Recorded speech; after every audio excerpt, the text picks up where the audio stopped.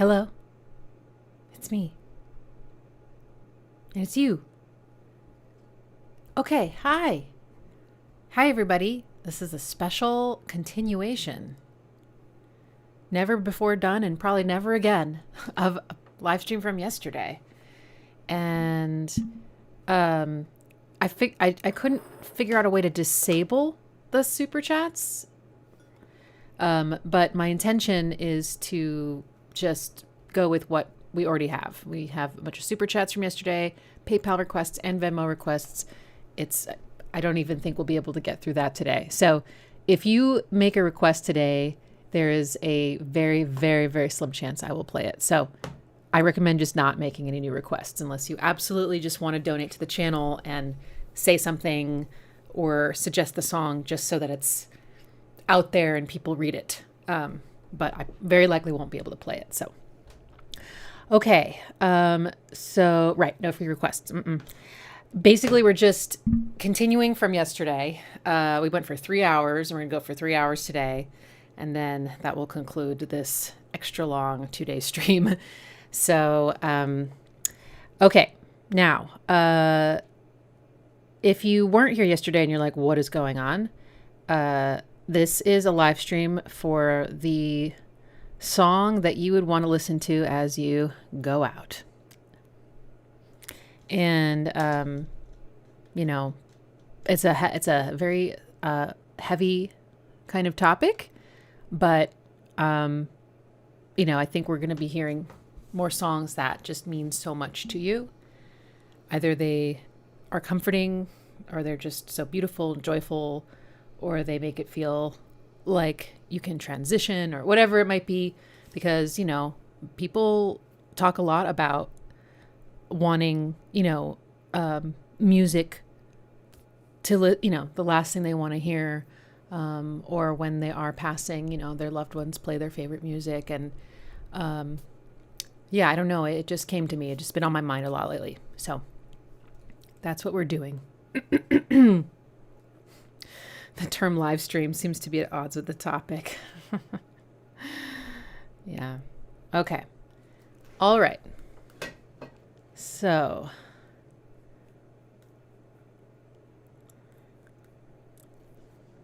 let's begin.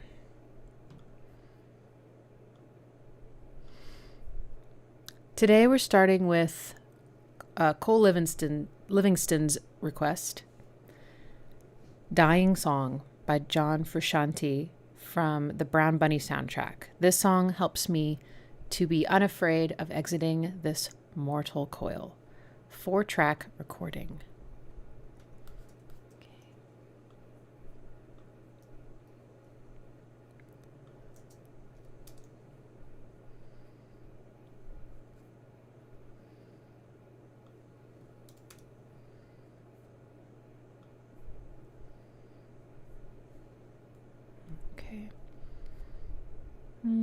Maybe I'm going to look this up on streaming because I can only find other people reposting it.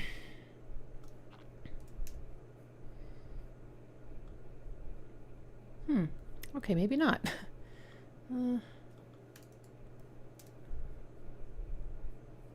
Okay. All right. Well, hopefully this is a good recording or a good upload of it.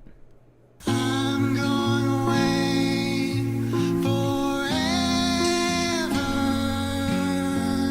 I'm going away forever. Never coming back this way. Never coming back to this place.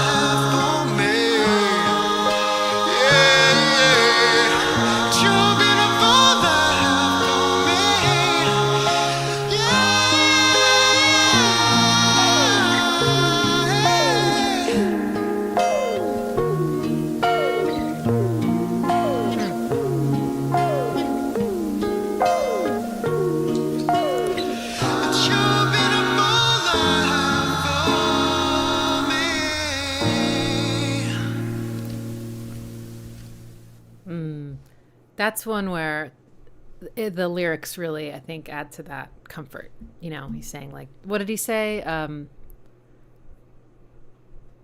Something about it not really being the end. And of course, it's called Dying Song. So it really is just kind of all out on the table. It's not shrouded in metaphor.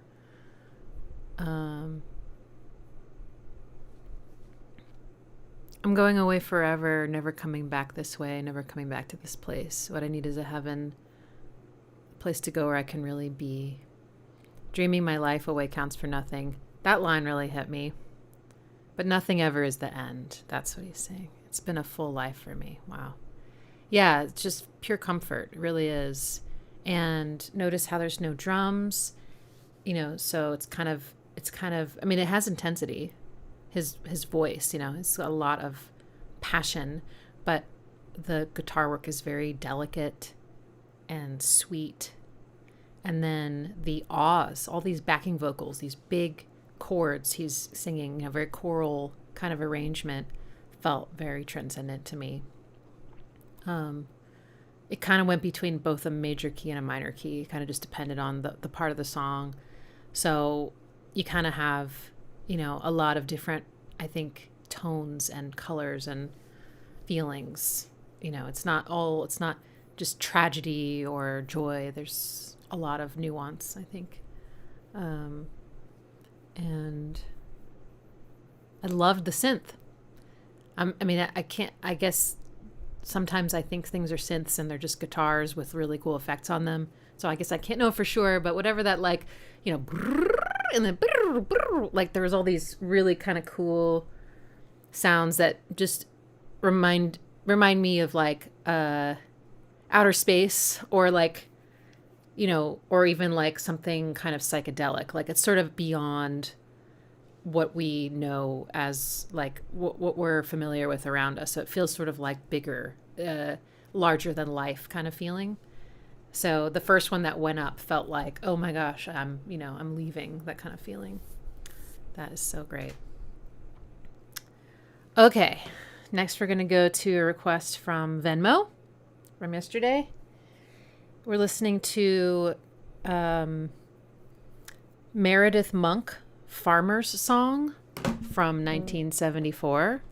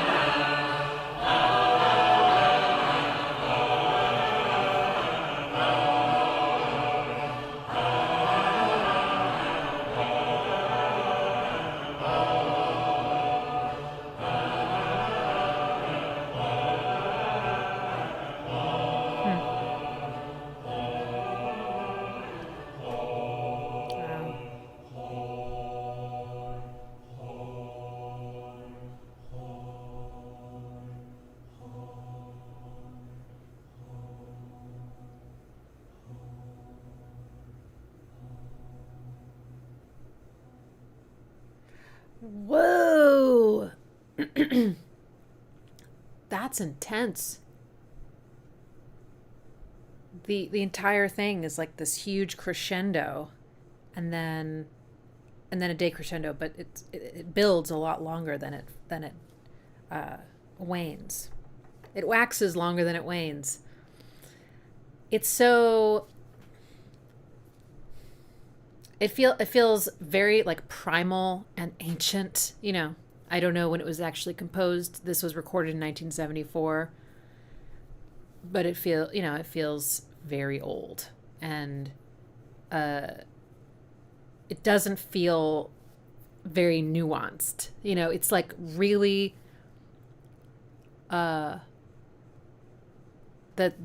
it's kind of like chanting, right? The repetition, the layering was really cool. The interlocking of these, there's like at least three different layers. And really I couldn't really detect any words. I just kind of heard like aha and hoy. So I don't know what that really means, but I mean, it's quite energizing actually. It feels like, but there's like catharsis that comes with that. It made me think of, is it Maori tribes in, is it Australia or no, Hawaii? They have these like incredibly passionate, almost it's interesting. It's like they almost sound aggressive when you don't know what's really happening. You know, it's like super, but then you realize it's actually not aggression at all. And then it takes on this whole other tone. And every time I watch those, I just end up crying. I'm like, what is happening to me? But New Zealand. Okay. I was wrong. Completely wrong. This feeling of like the chanting and the voices joining like more and more and more people. And I'm just listening to this thinking like if someone is passing, listening to this and they have a belief that their ancestors are like waiting for them on the other side, this would be a very powerful, you know, kind of like almost being called to. But yeah, it had like a really different feeling than pretty much anything else we've listened to so far. Wow.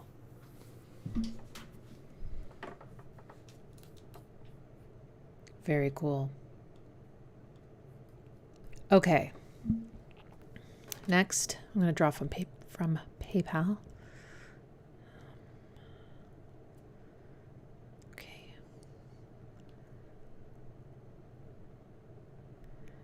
We have a request from Obadiah Bumbly.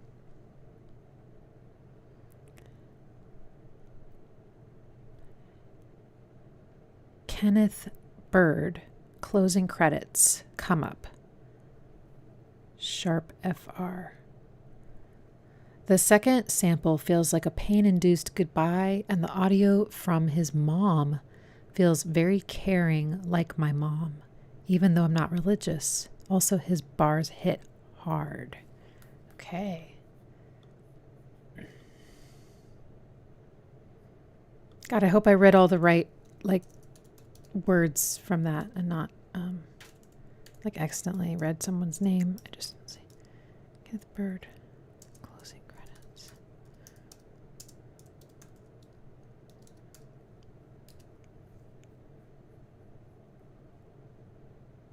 Oh, maybe I did write wrong thing.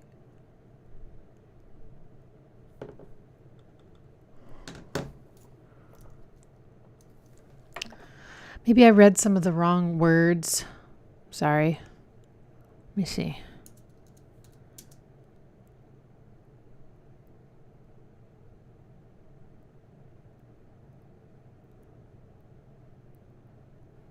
It's all kind of clustered together in this request. Sorry. Okay, I think it's actually by an artist called Mike.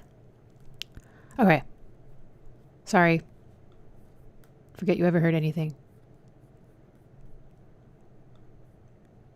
Okay. Closing credits come up. Is that part of the title? Come up. Sharp. Okay. I can't find anything like that, so I'm just going to play.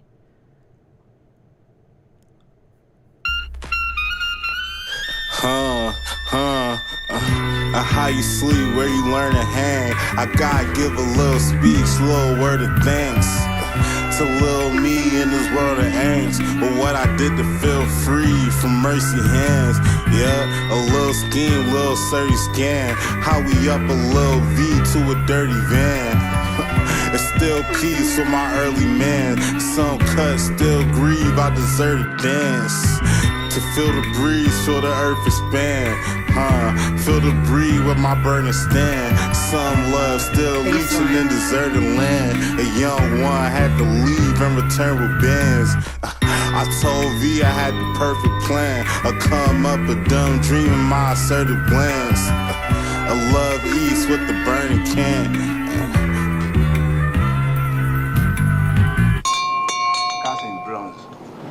Now, this bell and the rattlestick are used simultaneously during any ceremony or festival.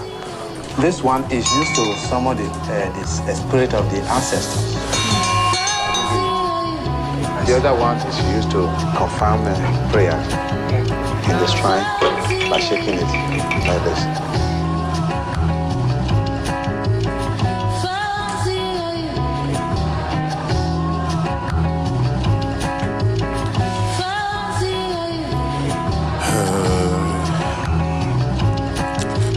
Try before I go to bed.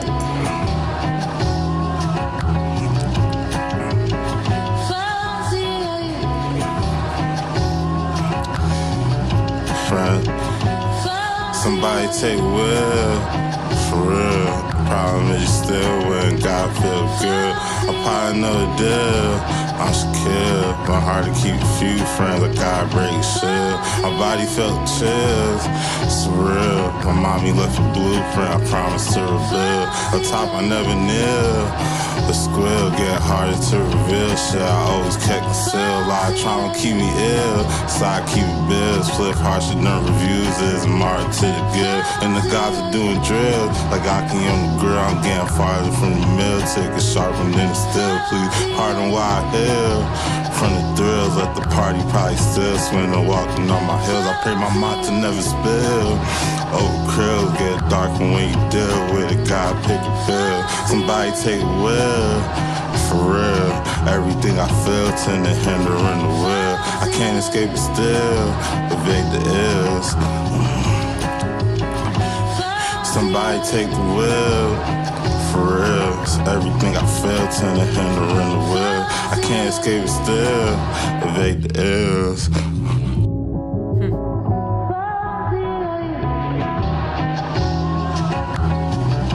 My baby, may God be with you. Everything that you lay your hands on shall be prosper. God will reward you. You're going and coming back. I shall never cry over you. You shall never cry over me. Bless you. I soak you in the blood of Jesus. I soak myself in the blood of Jesus. I soak your sisters in the blood of Jesus. I soak your dad in the blood of Jesus. I soak Christine in the blood of Jesus. May God bless us throughout the night. May God be with us. Love you. Say hello to your friends. I'm okay. I'm in bed now, okay?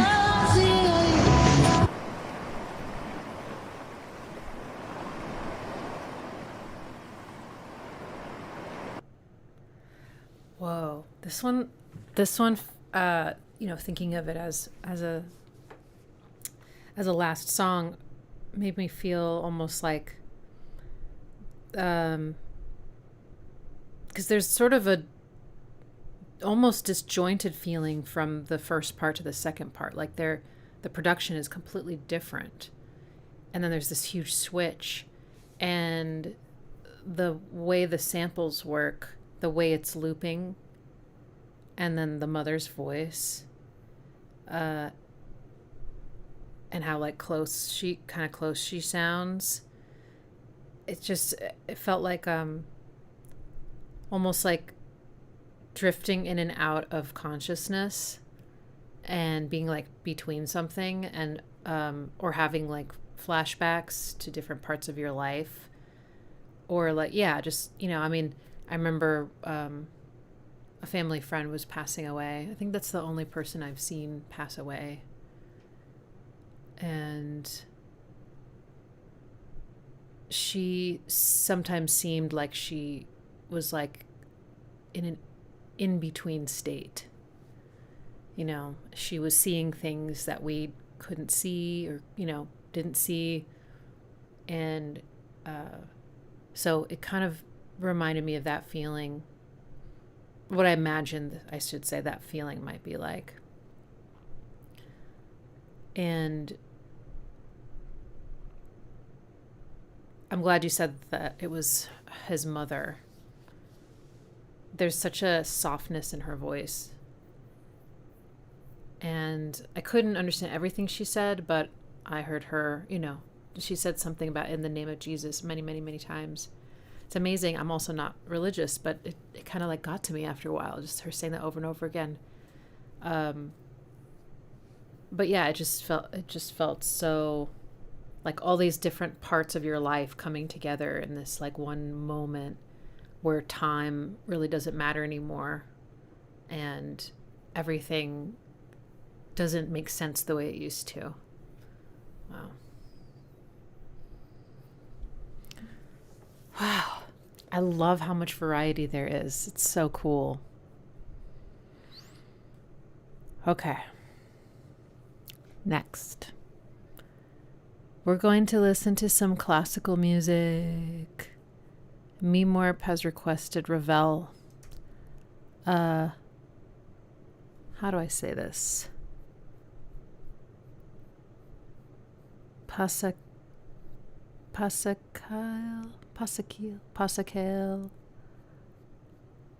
Ravel was he French? Ravel?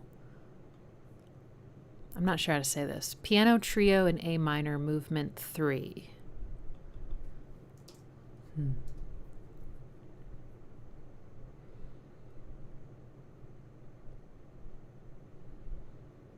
And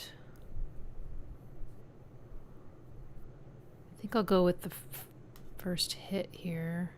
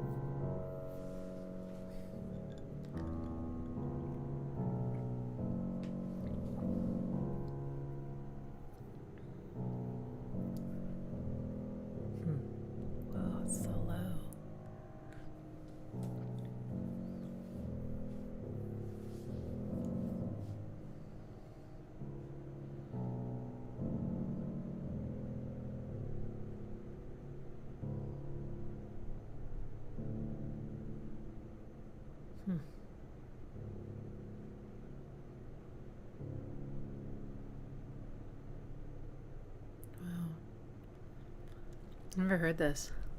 I mean, I don't consider myself like familiar with Ravel. I couldn't name anything. I've definitely heard of him, but I'm sure I've heard some of his music. But this is really cool because the piano it's considered like a piano piece, but then there are these strings, and I think it was a cello playing in its higher ranges, but I realized I feel like I've trained my ear to hear cellos and violins, but I kind of don't really know how to recognize a viola. And I really think I should get into the viola because while violin is incredible, it is a really, that it's a smaller instrument, and so it doesn't resonate quite the same way as the bigger ones. It can sound a bit harsh, and thin in a way. And I love cello. Cello is like, I've always considered it my favorite bowed stringed acoustic instrument. But I feel like viola gets kind of forgotten. And I mean, I remember vaguely what it sounds like. I've written things for violas and we would practice those. And so I knew, they would play it, but I think it's, so I don't know if it's a cello, a viola, and a violin playing there, or if it was just a cello and a violin. But the combination is so great because piano can't pitch bend. I mean, if you're playing it the way that it's designed to be played. And so, and it's a percussive instrument. So it just has a completely different sound to a bowed stringed instrument. And it has a ton of dynamic range. You can play piano so softly and so loud. Strings also have a large dynamic range, but there's only so quiet they can play before the sound won't come out, So, but they can swell in a way that, a piano necessarily can't, and they can pitch bend in ways that are more like a human voice. And so they're just, I don't know, it feels, I mean, piano's my instrument. Lonster was asking, like, what is an instrument that's like really attuned to human emotion, expressing human emotion? And I was like, well, I was gonna just say like bowed stringed instruments, especially cello. But then, piano can also be incredibly moving. But I don't know, yeah. But both instruments here were following each other in the energy rising and falling in the piece, which there was a lot of. So many of those like kind of strained and like intense, passionate, almost romantic moments where the strings would get higher and higher and the chords were kind of like going in directions you didn't expect. And, it was had that kind of, but in a good way, like melodramatic feeling, and it's really interesting how it ended with just the piano playing very low and very quietly. And when it got to that part, it felt kind of dirge-like. Before that, it was like, almost reminded me of like the pain of being alive, like beauty, but also pain, it was kind of wailing feelings and those, it's just, and what's also interesting about this one to me is that from what I can tell, there's no like little hook or anything, not like classical music has to have a hook the way pop music does. But, I can't sing this. I would, there's nothing that immediately catches my ear like that's a melody that I'm going to walk away with. And, lots of classical music does, but I love how this one is more, it just felt more like taking you on some kind of journey. And, there was a little repetition, but it largely felt kind of just like constantly moving forward and not revisiting the past. And And therefore I was like, I just had no idea what was around the corner at any moment. And I kind of had to just let go and sort of just follow it. So, yeah. A lot of Eastern bowed instruments can be played super, super quiet because the player controls the bow tension with their finger. Oh. So you can play one hair on the string almost totally slack. Oh, interesting. Okay, cool. Cool. Yeah. Lovely. All right. Next. We're listening to Alcest. And it looks like this is French. Sur l'océan. I don't know. Couleur de feu. Great song to drift off into another realm. Also, I think you might really enjoy Alcest in general. So here you go. Thank you. All right, let's type that in.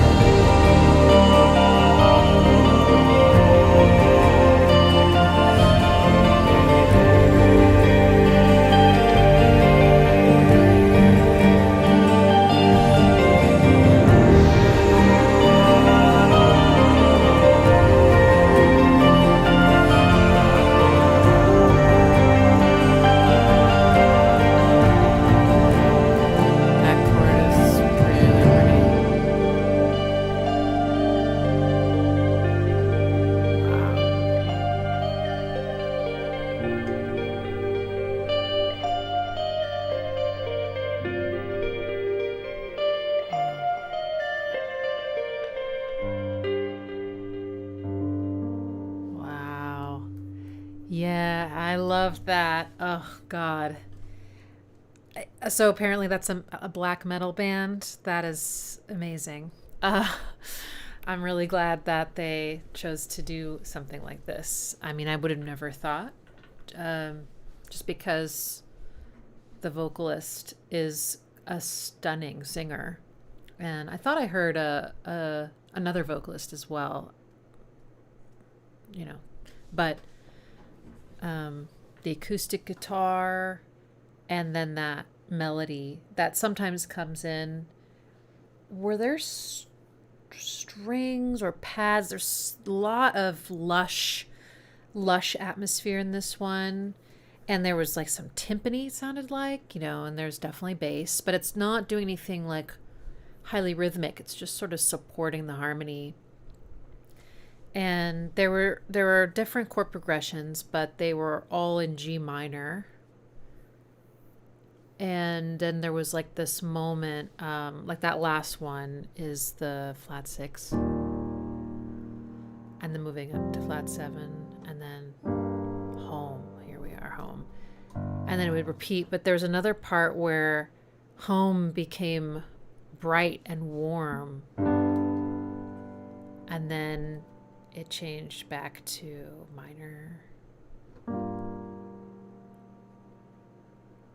And then, where'd it go after that? Maybe flat 6.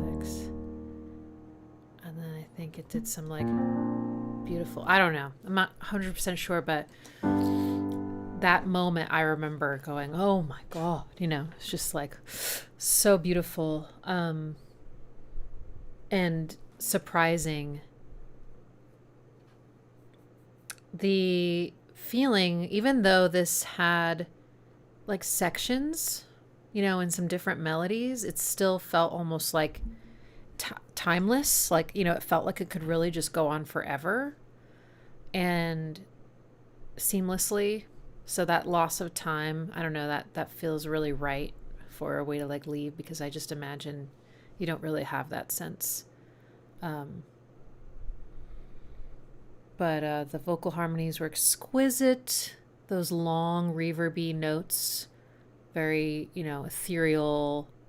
And yeah, just to be surrounded by beauty, like, God, it's that to me is very like celebratory of life, because it's just incredible to me to think about how music is only exists in the brains of organisms that have auditory processing.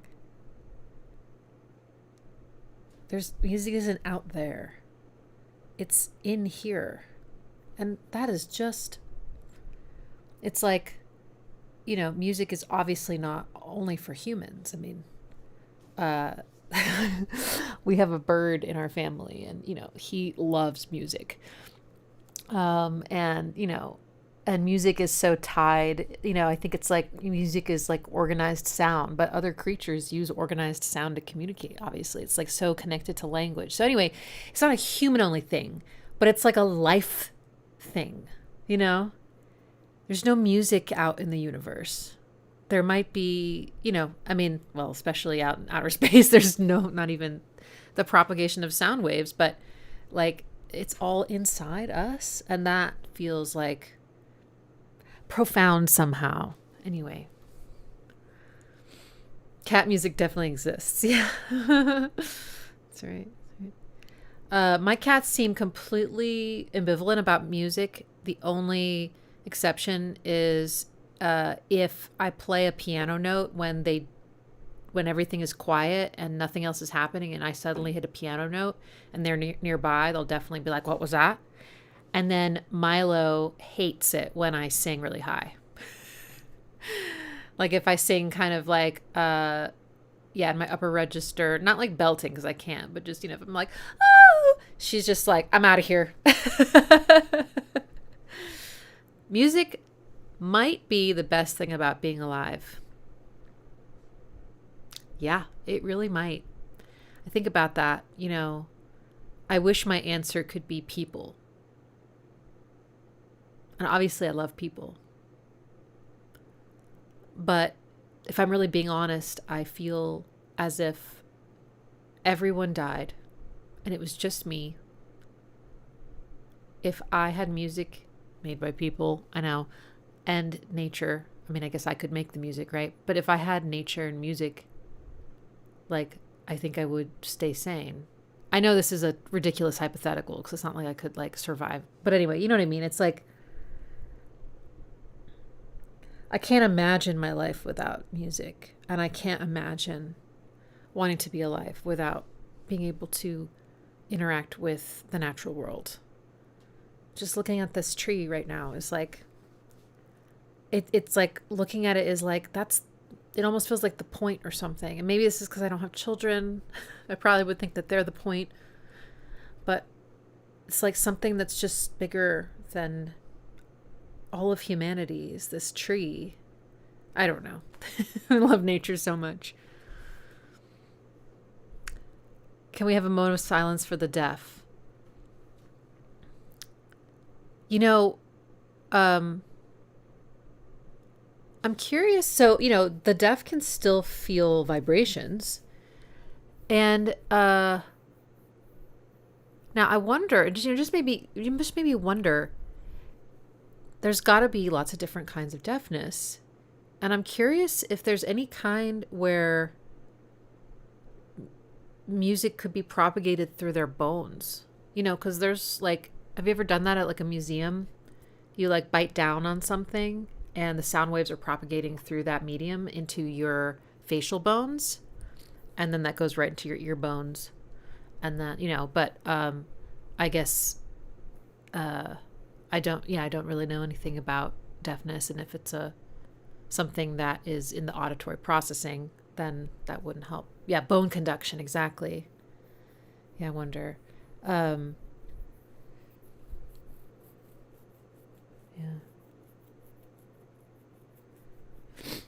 Everyone take care of your ears. Take care. Wear those earplugs. I years ago I started wearing earplugs on airplanes because I was like, this is really loud. I was like, this is so loud, especially if you're in the back of the plane. I'm like, this can't be good. And I'm in here for like 4 or 5 hours. Oh my gosh, you know? And then when I used to be a wedding photographer, and, you know, after doing a couple, you know, receptions, I was like, my ears would be ringing the next day just because the music was so loud. So I would wear earplugs all during the reception, but I got those kinds where you can hear people talking pretty much just fine, but it really turns down a lot of the other frequencies. That was really, I'm so glad that I was alive during a time when they had earplugs like that, not just the big foam ones. Yeah. And obviously concerts, just do it. I had a lot of warnings from my father about this because he would, you know, it was in the 70s and probably early 80s when he was going to a lot of clubs, and I don't know, ear protection wasn't as big of a thing. You know, it wasn't quite as, I think, important, or people didn't have as much education about it, or I don't know, maybe he just didn't know, but he would just like stand in the front and like be right next to the speaker and just like, you know, and he has tinnitus. So, you know, he was always like, protect your ears, especially since you're a musician. And I was like, okay, I will, you know, I'm going to do it. And it helps that I think I'm just kind of sensitive to loud sounds. Like I find it very uncomfortable, if not painful. So I'm like, yeah, I'm gonna like, I don't want to be at a concert if it's, you know, if it's so loud anyway. Okay. Obadiah Bumbly, I got to lock in at work. Of course, do your work. Crying too much. Oh no. Will the stream still be here later tonight? Yes, it will be a replay. So you can just come back to the same link and hit play and, you know, scroll until you get to this spot. Okay, let's continue with our next one. All right, so we just did a beautiful request from, I think that's all the Venmo requests are done now. All right, and I think we're going to PayPal and then back to the supers. Okay. Ooh, Brian Eno. Brian Eno, The Big Ship. I don't recognize this title.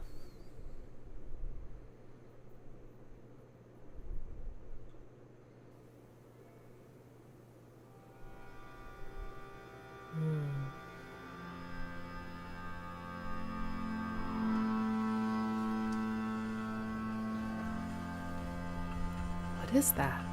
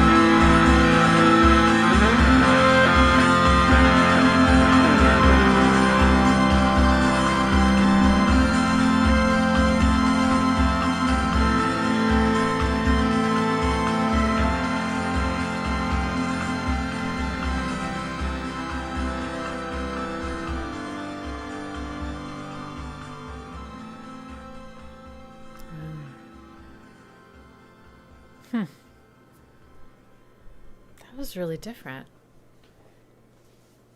My first thought when I heard the sound was, what is that? And then I thought, maybe it's some kind of, like, it kind of sounds like an accordion, but not. So then I thought, is it a harmonium? And then I was like, I don't actually really know what a harmonium is. But, you know, these long kind of, you know, it just sounds like air being blown for sure. These long notes with no dynamic changes. You know, they like, an organ is like that too, right? Organs don't have dynamics and, you know, accordions don't have dynamics. So there's just that like kind of blast of energy that doesn't let up. And these long, unchanging notes, you know, and the energy behind that. Very pretty. And it was a waltz. And, but yeah, I think the kind of that accordion or organy sound, I can't help but associate organ type sounds with reverence. And I think it's just because of how we've traditionally used organs, you know, and they, you know, it is, I mean, is that the loudest instrument ever? I feel like it might be the loudest instrument that humans have ever made. But it's, you know, it's so powerful. And, you know, if it is something like a harmonium, obviously it doesn't have that kind of power, but it still reminds me of that. I can't, like, organs and those types of sounds feel so like reverent and poignant to me, you know? And so there was just this really graceful acceptance I felt listening to that, but it also felt uplifting, you know? It felt like the nuance of like, you know, when there's a loss, there's loss and there's gifts and there's, you know, and it was in a major key too, which just, you know, it was slow. Slowness tends to make us feel more reverent, I think, or sad, you know. It's but the major key also like holds that in a cushion of like warmth and like everything's gonna be okay. That's kind of how it felt to me. Like I'm sad, but I'm in acceptance and it's okay. So that was really, really beautiful. The sparkly little synth at the top was really also just like kind of playful and sweet. Yeah, really neat. I was kind of half expecting like, you know, something more ambient, like, you know, I've listened to some Brian Eno and it was like pads and very different vibe. This was really cool. I mean, he's a musician that does things that I didn't realize he did. Like, you know, the bands he's been in and like, you know, he just gets pigeonholed, I think, by like layman people like me who are like, Brian Eno, ambient, you know, the father of ambient music, which is amazing. But, you know, we don't realize like just how much he can actually do. What was what did I discover? He was, I mean, the first time I realized he did other stuff really was that he was a co-producer or the producer for The Joshua Tree by U2. And I was like, oh, that's why there's this like kind of amazing ambiance in but was it, oh yeah, Roxy Music. I mean, I had no idea. And then I watched, you know, some music video with him and I was like, okay, I have no idea who this guy is. I have no idea. He was so out there. Is he still around? Do we still have him? Oh yeah, that's right. And he also produced or worked with David Bowie for Low. I remember people talking about that. Roxy Music. He co-produced Viva La Vida by Coldplay? Wow. Okay, he's good. He's 78. He's still here. Awesome.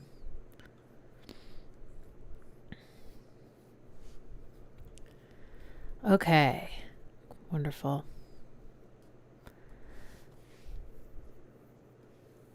Next, we're going to do Reasonable Wintry's request. Plaid. Do Matter. This one always had a very magical and otherworldly feeling to me in a good way.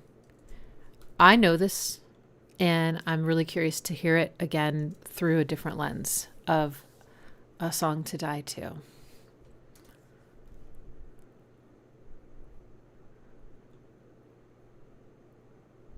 I want to make sure this is the full mix. Okay, it is. Okay.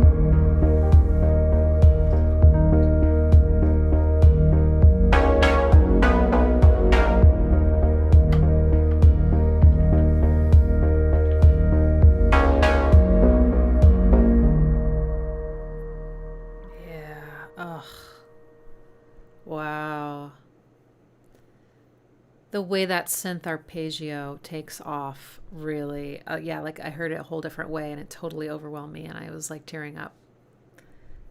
It does feel like leaving a plane, you know, that, like you said, otherworldly. It does feel kind of like transcending something. And the way it builds and opens, like it's expanding, ever expanding, and then it just stops. The kick isn't like a heartbeat, but it kind of feels pulse-like, you know. I guess in a way it is kind of heartbeat in the middle part with the arpeggio. It's dun, dun, dun, dun, like a slow, yeah. And the way the synth,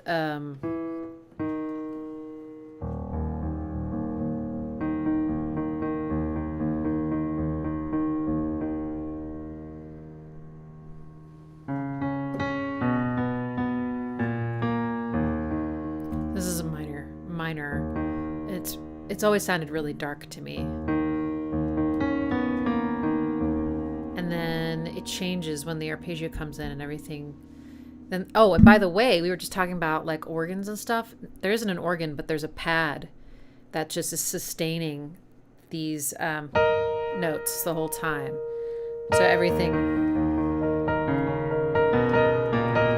is kind of against that constant. It's really emotional to have these like sustained notes. I'm not 100% sure why, but it's used in film scores a lot. It really, really is effective. And then it changes and it goes major, just the chord.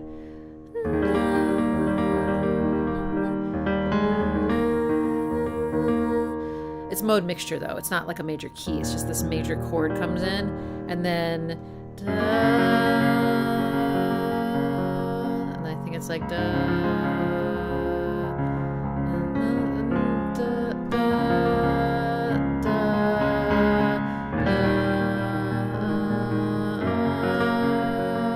oh wait, flat 6. That's it. I think there we go.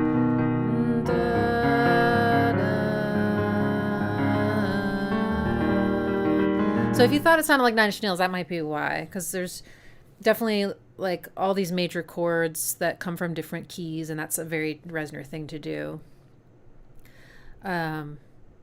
But isn't that just an incredible piece? I do kind of wish it were like a lot longer. Like that build could take even longer, and it could just, be milked, and then all of it just extended. But it's perfect. It's just it's so good. Wow. Yeah, that would be quite a send off. Yeah, flat 6. 1, flat 3, flat 6, flat 7, but kind of like suspension feeling. Oh, gorgeous. Beautiful. Also, I want to mention one more thing. The kick is sidechained to everything. So whenever the kick hits, there's a compressor that kind of clamps down on the volume of everything else. So that there's this, it kind of makes songs sound like they're breathing a little bit, especially if it's a 4 on the floor, which this one isn't, but can really hear it once the kick comes in. The synth that's going on the that low note gets kind of choked, and it takes a little bit of time for the compressor to release, and so it feels like a big hit every time, and you can also really hear it, I think, in the arpeggio. There's like this kind of offbeat breathing, even though there's not a 4 on the floor there, but it kind of has that. So maybe that's not a sidechain compressor, or maybe I don't know how they did it, but there's a lot of that kind of breathing feeling throughout the song. It's all synths, and yet it feels kind of like your body and also outer space at the same time. It's so cool. Okay. I want to read this message. I received a donation without a request, but I want to read this. I believe this is meant to be read. I really hope it is. And I'll just, just a moment of silence for a good boy whose 16th birthday would have been on the 22nd.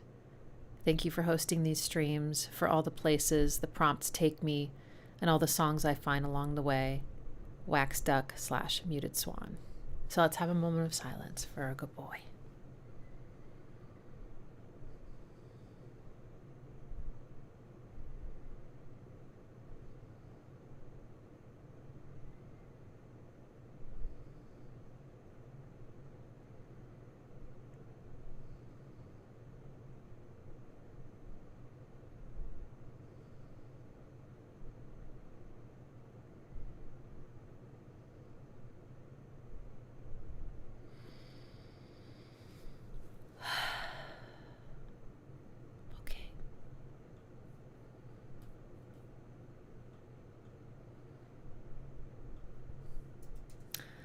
Next is Couleurs' request.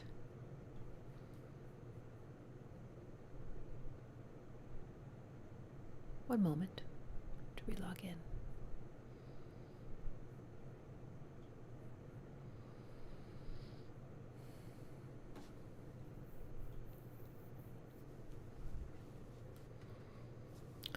The Cinematic Orchestra. To build a home. I think I would like to end with the absolute beauty of this song. I'd like to have been worthy of it too. It may be a little on the nose for some. The video is beautiful, though I didn't see it till way after I loved the song.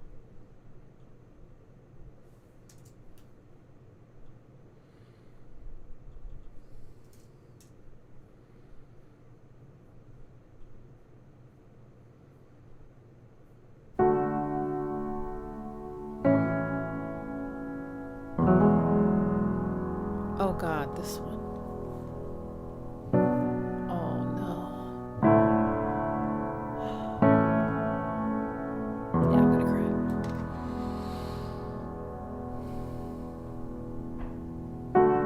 There is a house built out of stone, wooden floors, walls, and window sills, tables and chairs warmed by all of the dust. This is a place where I don't feel alone. This is a place where I feel at home.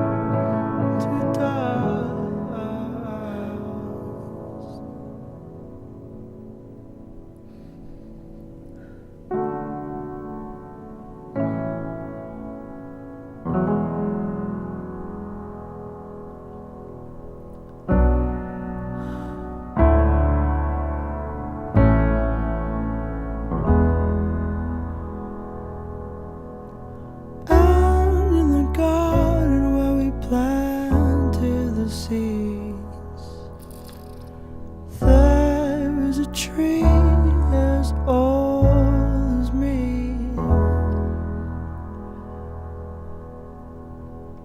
Branches were sold by the color of green. Ground had rose and past its knees. By the cracks of his skin I climbed to the top. I climbed the tree to see the world. When the gusts came around to blow me down, held on as tightly as you held on to me. Held on as tightly as you held on to me.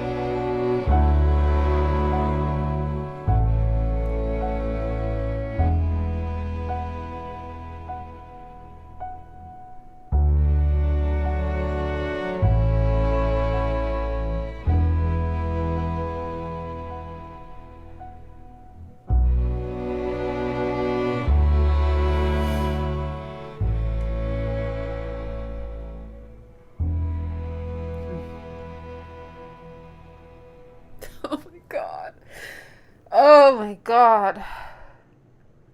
I have to figure out the chords.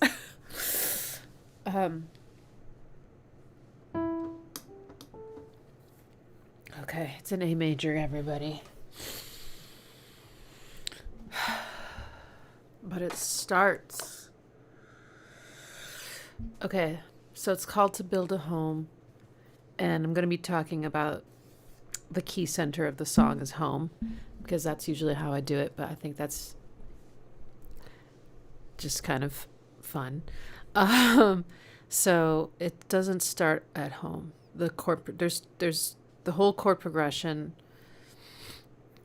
It never starts on home, and it never ends on home. It's like a place it goes and then it leaves every time, and I think that is definitely a part of why there's this feeling at the end, you know, when it kind of pauses at the end of a sequence of chords, just this stillness, and in that stillness is like so much, you know. And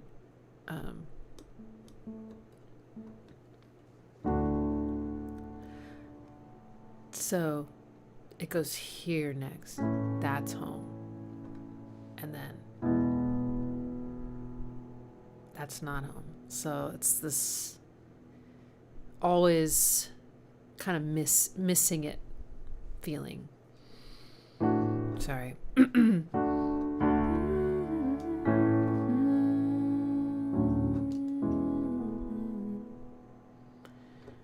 And also some of the way that they arrange the piano is really, really, really tender and moving. So this last chord that you're kind of left with, they voice it like this. Sorry. So there's this dissonant note in the middle, which you might know. I've talked about this. It's called the ninth, and it does bring a certain kind of tenderness and tragedy to everything. It's just so perfect for this. So, you know.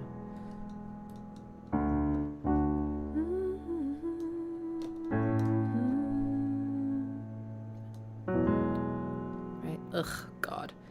And then that minor chord kills me. And then where it goes next is to this tense chord. Do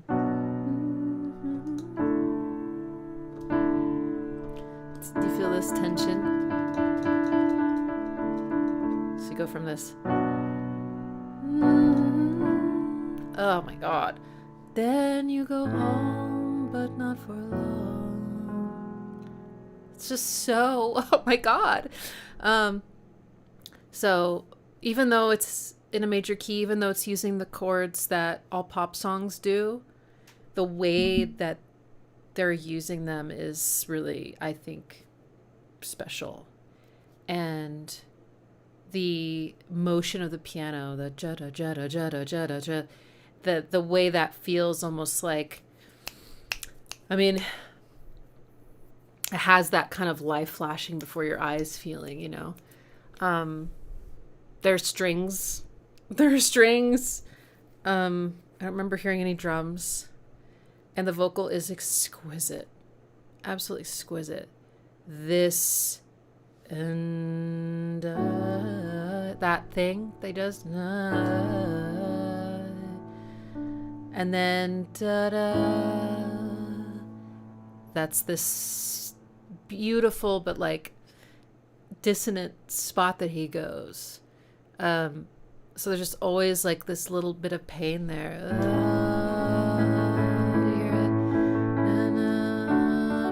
Back here. And then it kind of keeps going. Now this chord, I'll just say, this is called 5.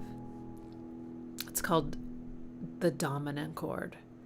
And it's because in music theory, this is considered the chord that leads you back home. This is the one chord that more than any of the others points straight home and tells you that it's time to go home now. And it just leaves you there. You know, it just keeps leaving you there. And the song ends there. Oh God. I'm like crying over music theory. The way it swells and yeah, I mean, like I did watch the music video, which definitely enhanced everything, but I've always thought of this song as about loss. Always. I don't even know if I know what he's been saying. You know, the lyrics, I wasn't really paying attention, but it just always felt like the saddest thing I'd ever heard. And it's really, it's just so incredible that so many people hear it that way. And I'm not saying everyone does, but y'all, it's in a major key. And so when people say major is happy and minor is sad, there's some truth to that, but not really. You know, there's so many other things at play. And I'm starting to discover, because Radiohead does this a lot, that when you take a song that has a tonality or something about it, maybe it's not even that, it doesn't even have to be the chords. It could be something else, some other aspect of it that normally would make you feel like things are good and it feels kind of happy and nice. And then there's something else in the song that tells you, no, it's not. There's something else here. The part of the song that made you initially think things were okay makes the things that aren't okay feel even more not okay. It's like it it's like it opens it all up, and it feels so much more human in a way. And like, because nothing in life is black or white, and even tragedy has beauty, and everything beautiful has tragedy, you know. And it's like there's a lot to the human experience. So I've started to really appreciate that.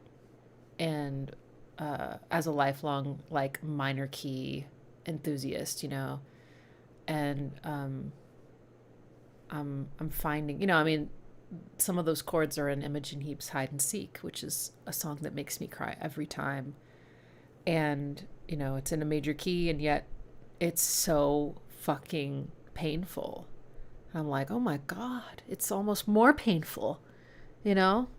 Anyway, we can all cry together over music theory if you want. And then it goes to the 5 chord. Oh, holy crap, that song is so... Like, I don't think it's possible for me to hear that without crying. I really don't. You know, there's some pieces in my life. Ooh, that would be a fun stream. Songs that you legitimately cannot not cry to. I mean, you can't control other people cry to, but like, oh my God. God. I, for one, like crying. Not like all the time. Like, I don't want to be crying all the time, but crying because I'm overwhelmed by the human experience. I'm down with that. It makes me feel alive and human, and, you know, so I'd be down for a stream that's all about crying. Auto cry. You can call it auto cry. Oh gosh. All right. Amazing. Okay. Thank you, Clores. Okay, Nicktoons. Are you serious? You've requested my song? Oh my God! Are you just being cheeky? So I have a song called Come to Bed. It's not about dying. Actually, gosh, wouldn't this be the worst song to listen to on your deathbed? Because it's about doing things that you want to do in your life and not waiting until you're on your deathbed. So this would be like you're dying and it's like, what did you wish you had done? Oh, well. Let's do it. Let's do it.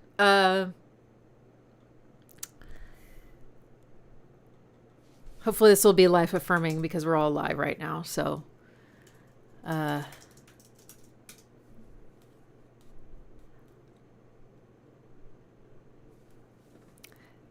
if you watch the lyric video, there's just an image. It just sort of zooms in on it and zooms back out. And I'm supposed to be dead in the image. And I think probably a few people have picked up that I'm like kind of dead in all the images on my album, but I think a lot of people are not seeing that. I think that's really interesting because it isn't supposed to be obvious. It's not supposed to be like gruesome.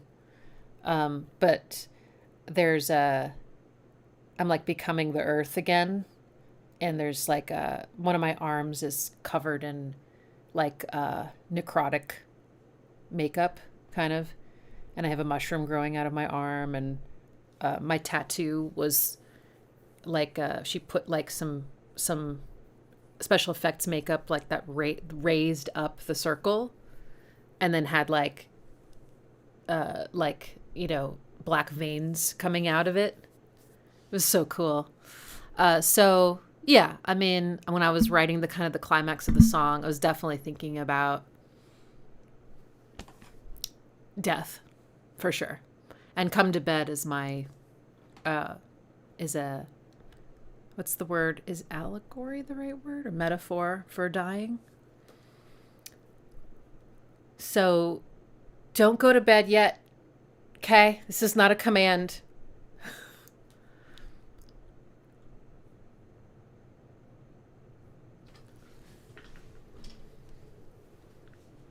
What are the things that you wish you had done on your deathbed?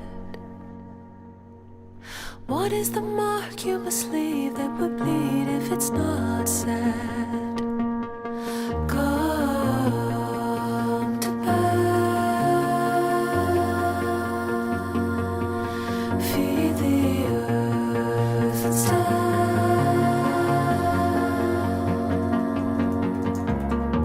What are the things that you wish you had done on your deathbed? What is the spark you must breathe that would bleed if it's not left? Come to bed, feel the earth instead. Come to bed, feel the earth instead.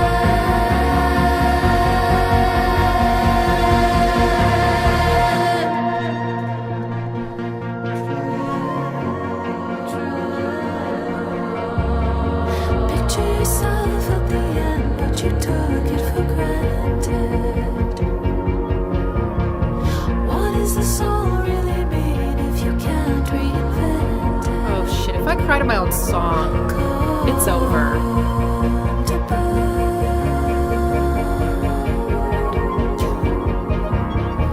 Anything's better than catching it after it landed. If gravity holds you, then go. So if you can, if you let them. Come to bed, feel the earth inside. Come to bed, feel the earth inside. Will you come to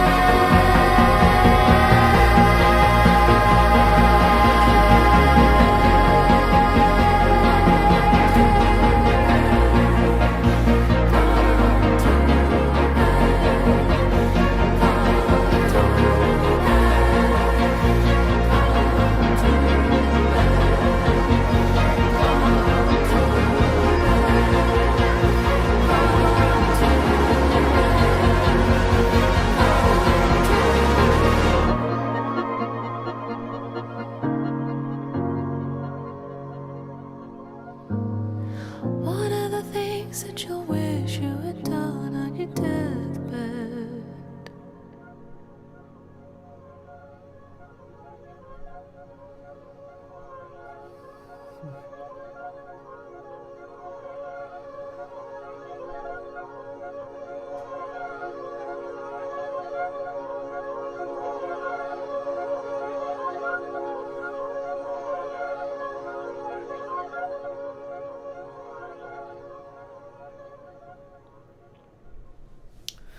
I forgot how I ended that, and that last part that's kind of looping was my depiction of letting go and dying. So that was a good selection. Thank you, and I'm really honored that you would pick that. It's called "Come to Bed." Yeah, thank you, Arash. And the album cover is like me with orange eyes, kind of like my arms like up, and there's like earth stuff all around me, and flowers and mushrooms and stuff, and my hair everywhere. You'll find it. Oh man, you're right. It is good if you can make yourself emotional. I mean, there's a lot of reasons why I haven't performed any of this live. And the number one reason I would say is because I cannot sing half of that album without crying. I'm not a skilled singer. I don't have I just don't have that skill of like suppressing my emotion or like being able to sing through any of those physical changes that start happening. Like I just can't sing. And, some of those songs, maybe one day I'll like have a different, maybe I won't feel so emotionally raw through them, but maybe not. I mean, some of those things just never heal or never change. They're just like a part of you and will always make you feel that way when you think about it. You just kind of grow around it and keep living your life.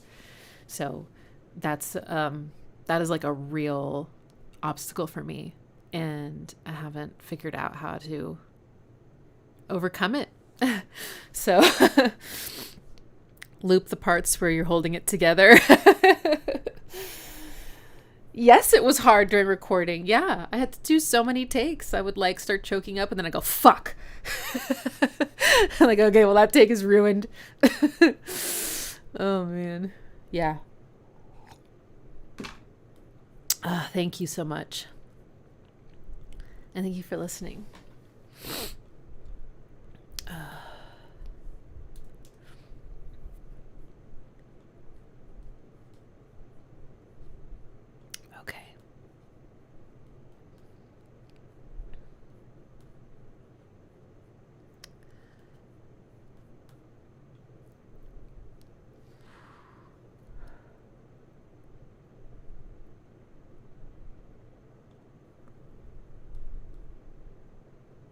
Okay, we did that one. Sorry, I'm just looking through the list here. Give me a moment.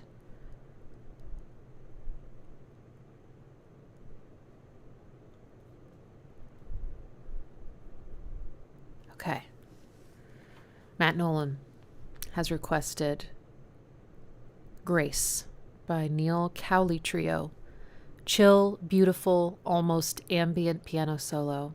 Home demo recording was the take chosen to release. Oh, I love that.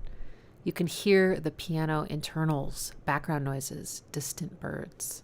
Thanks, Dixie. And you called it a terminal tune. That is good. Terminal tunes.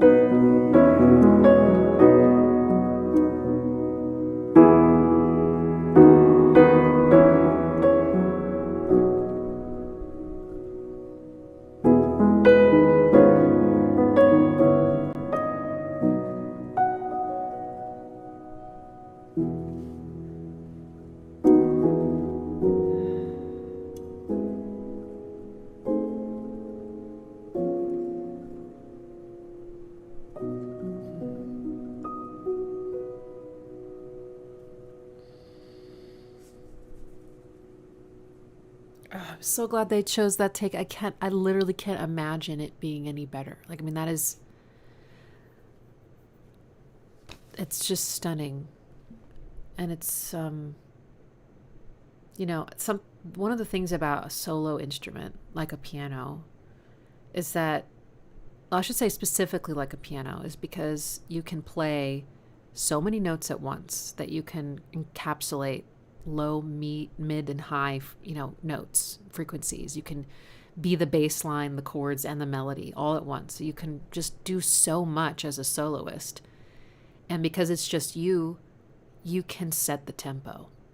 And no one has to keep up with you, or you don't have to worry about somebody, staying with you. So you can push and pull that tempo when it's called for.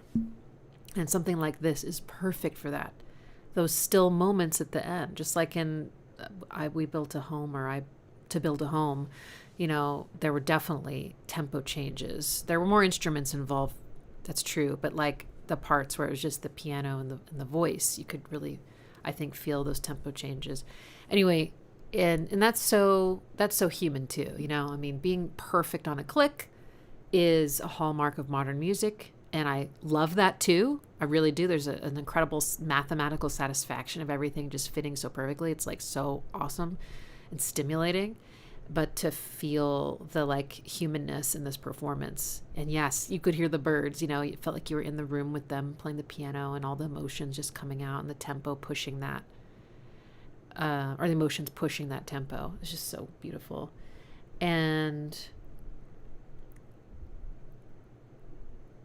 the tempo changes as well as dynamic changes, I think, is what creates that sort of like passionate, romantic, and tender experience of a piano piece. You think about something like Clair de Lune, heralded as one of the best piano pieces, I would say, ever. And, there's so many dynamic and tempo changes in that one. And they pull that energy through.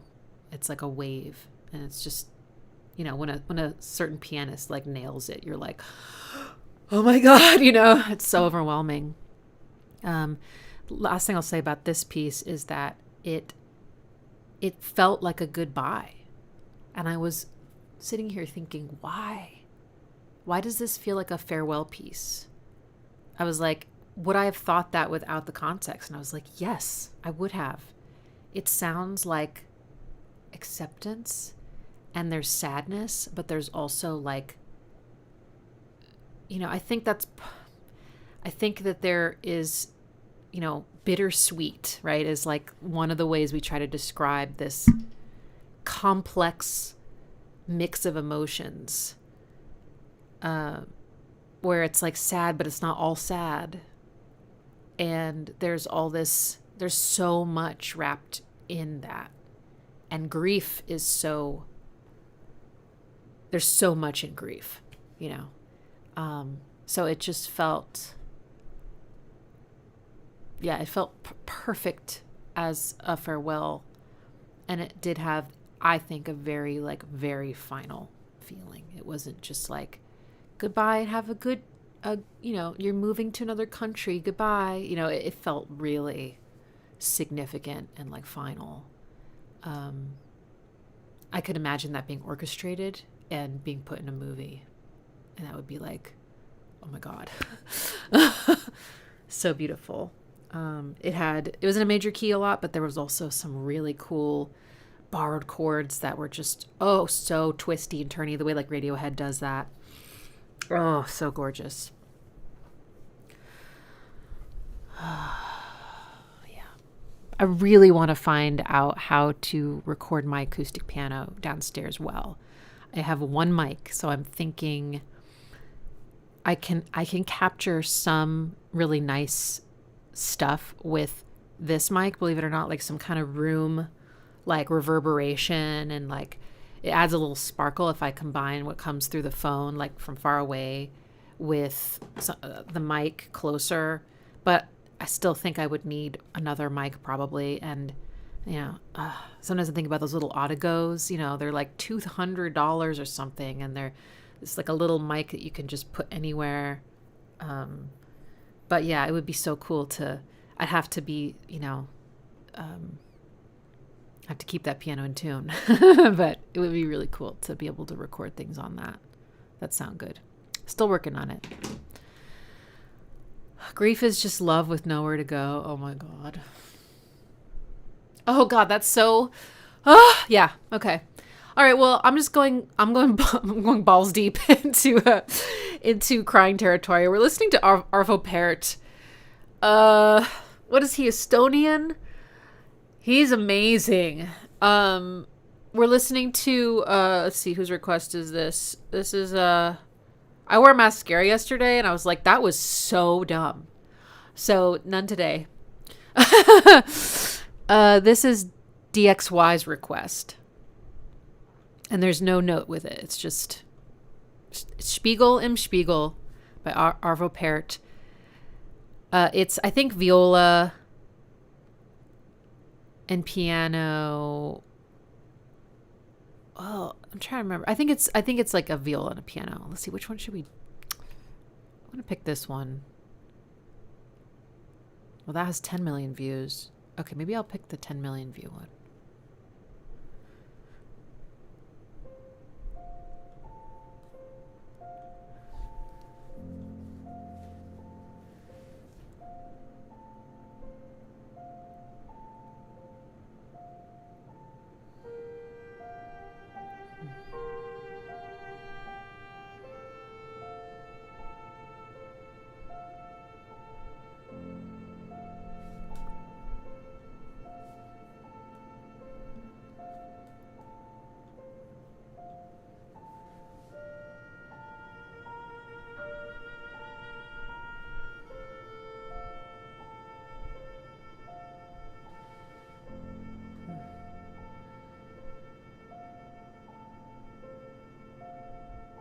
I wanted to hear viola.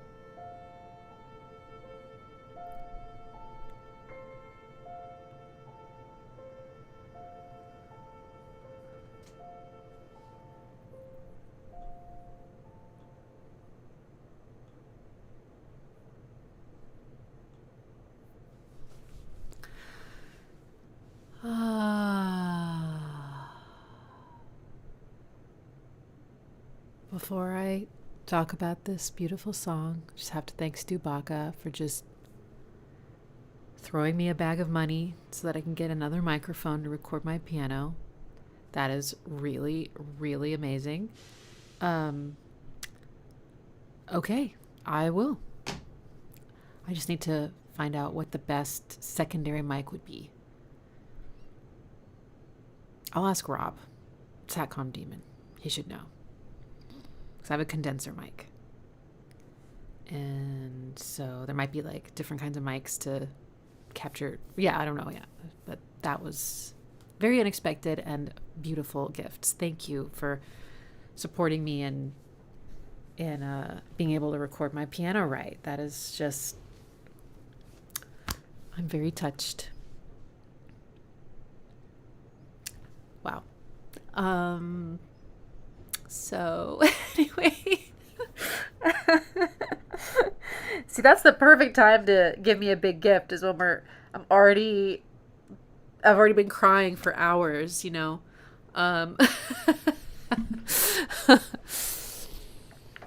Thank you. Okay, so this song, piece, I should say, is probably one of the most gentle things I've heard in my entire life. I have heard it before. But it's so, to me, this piece is peace. I could imagine someone playing that for their baby. It's a lullaby, but it also does sound like just drifting into nothing. It's so, it just doesn't feel like there's anything in the way. There's nothing pushing or challenging you. It's just pure sweetness and gentleness. It's tender. The low notes, oh my goodness, are just, and you know what I thought of? Because I heard this piece as a child, way before I ever heard any Nine Inch Nails, and way, way, way before I ever heard Ghosts 1 through 4.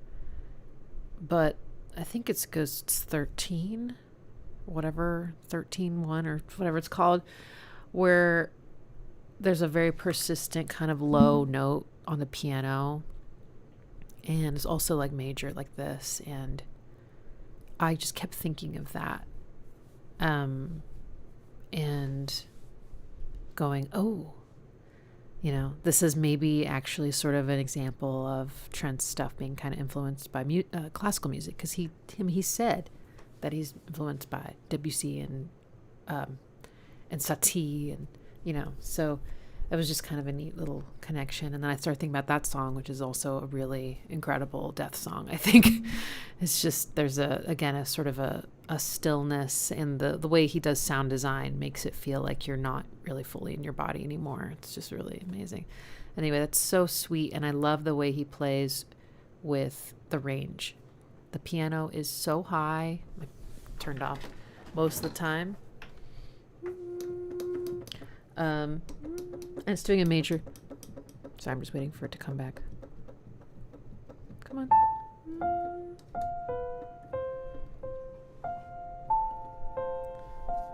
Way up here, right? And then the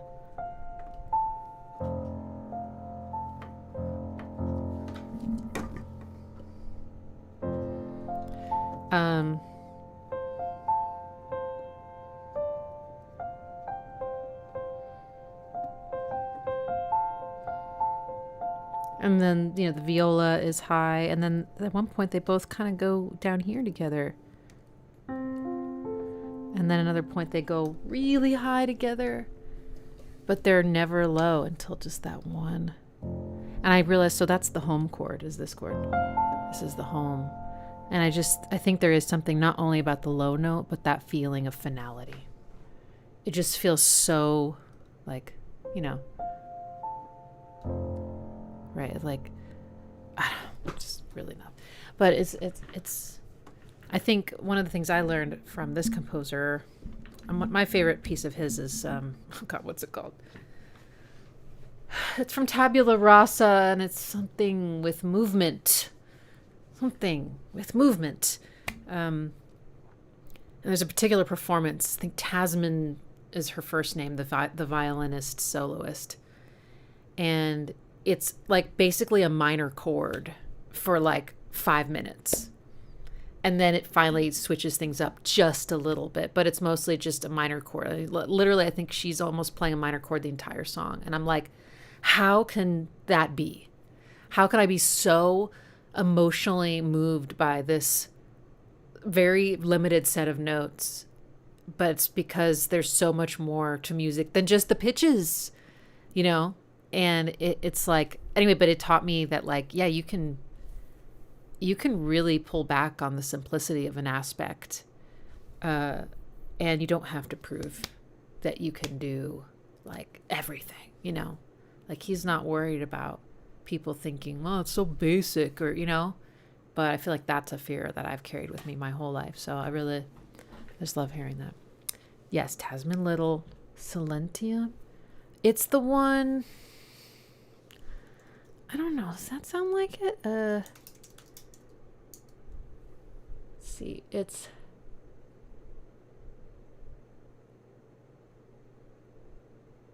I think it's Ludus.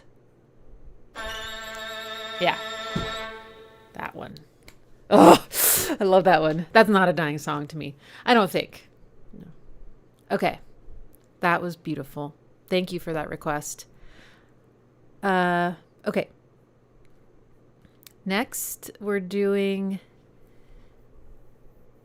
Explosions in the Sky, Human Qualities. This is requested by Rune. This contains everything I would want in a track going out. It's bittersweet, beautiful, and explosive. By the way, I didn't even have to say at the beginning of the stream, because I forgot, to please be like very ultra respectful today of these songs, because they're so personal and important to people, and to, not voice negative opinions and stuff. Just keep that out of the conversation for today. and you're all doing it anyway. So I just want to thank you for being so respectful and open and appreciative of what people are sharing from the depths of their souls. So good job.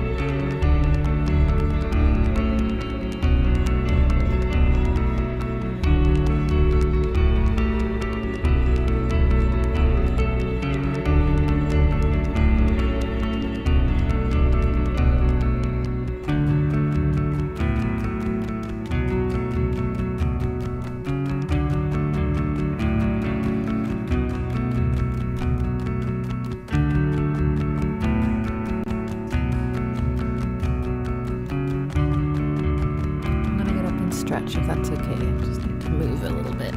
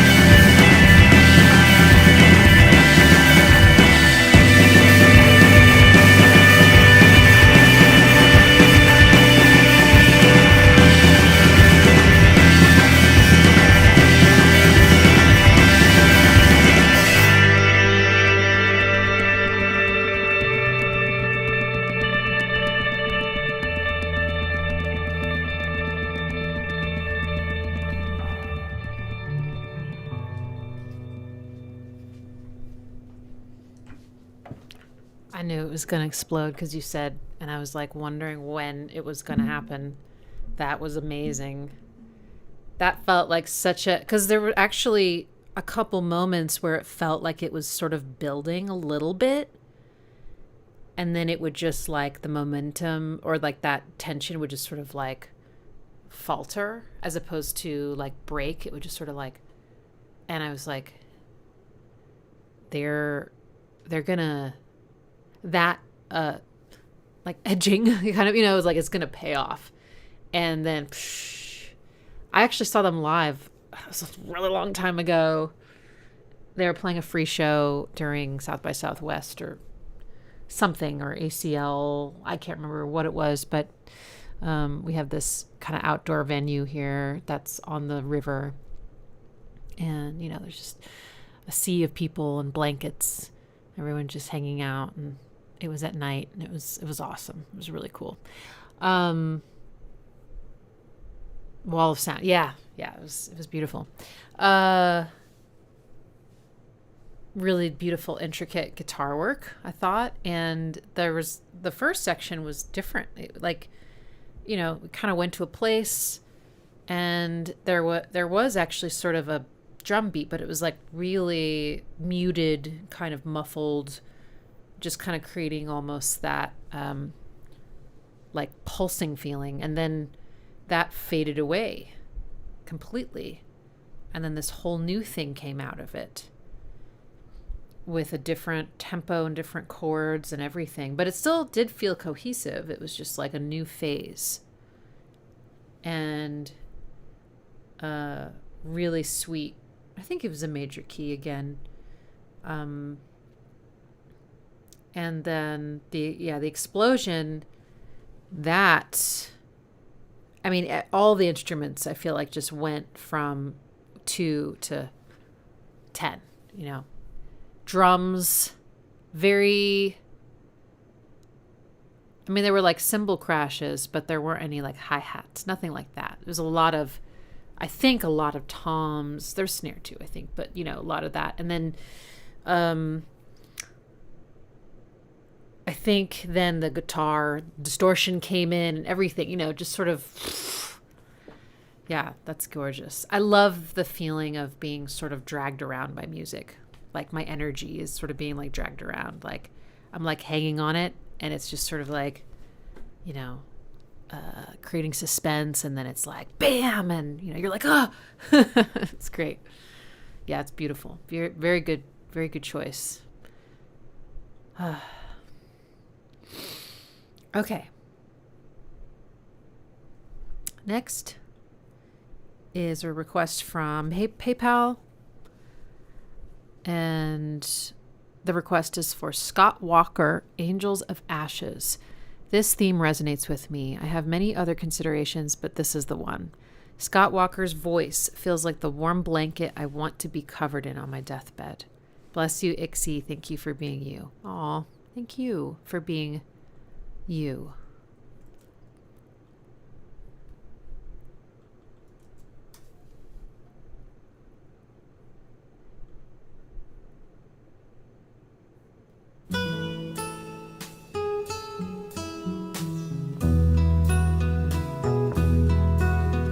The angels of ashes will give back your passions again and again.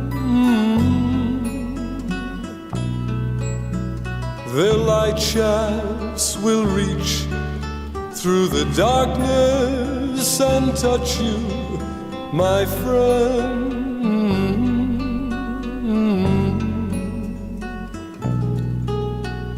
They'll fly in a mind dance and blind you with wings wrapped in flame.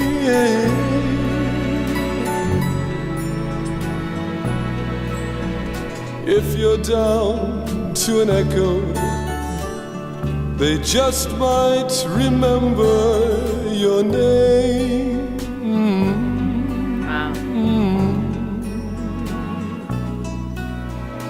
In the unbroken darkness, where emptiness empties alone.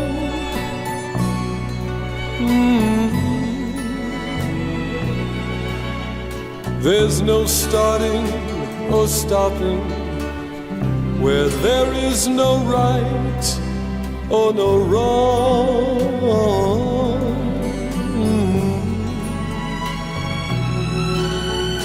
Well, that's all right for some who can hang the absurd on their wall. What is that? If your blind hands can't grope through these measureless waters, you fall.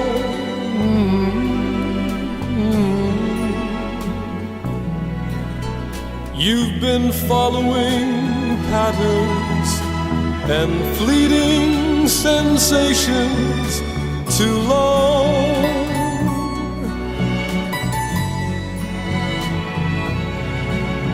And the fullness that fills up the pulse of durations is gone.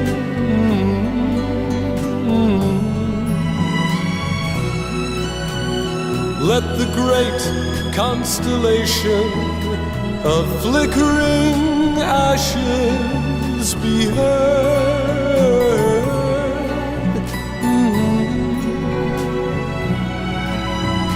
Let them burn with a fire. All it takes to confess is a word, just a word. I can recommend angels I've watched as they've made a man strong, oh so strong. If your humbleness shows, then I'm sure that they'll take you along.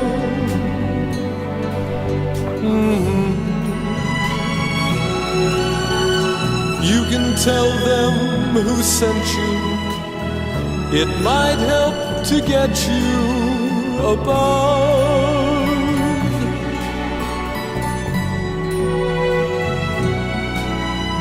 You can say that he laughed and he walked like Saint Francis with love.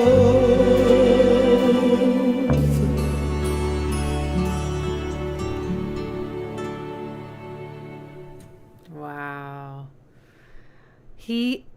I see what you mean. His voice feels like I kept imagining like velvet and textures and things listening to his voice, and his vibrato felt like a massage or something. It's like very like pleasurable, you know, it's just like, yeah, so nice.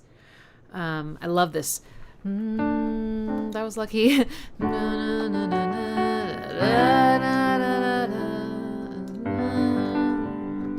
I love that chord. That's so great. And one time the chord didn't really move, or the bass didn't really move, so it was like I loved that part. That was nice. It was just once. The strings, so sweet. But yeah, his voice is amazing. I just have to say, I was like, didn't want to jinx it yesterday, so I forgot to tell you, but yesterday's stream, 3 hours long, really, really long songs, right? I never once got a copyright warning. That's never happened. And I was like, wow, that's so cool. But today, no such luck. So I do have to, maybe I was like talking so much between the tracks that it didn't have time to like keep up or something. I don't know. So maybe I need to talk a little bit more. But I'm going to keep going until I basically get hungry. So we might be able to go for more than 3 hours today. So yeah, anyway, it did take me 30 minutes to play one song.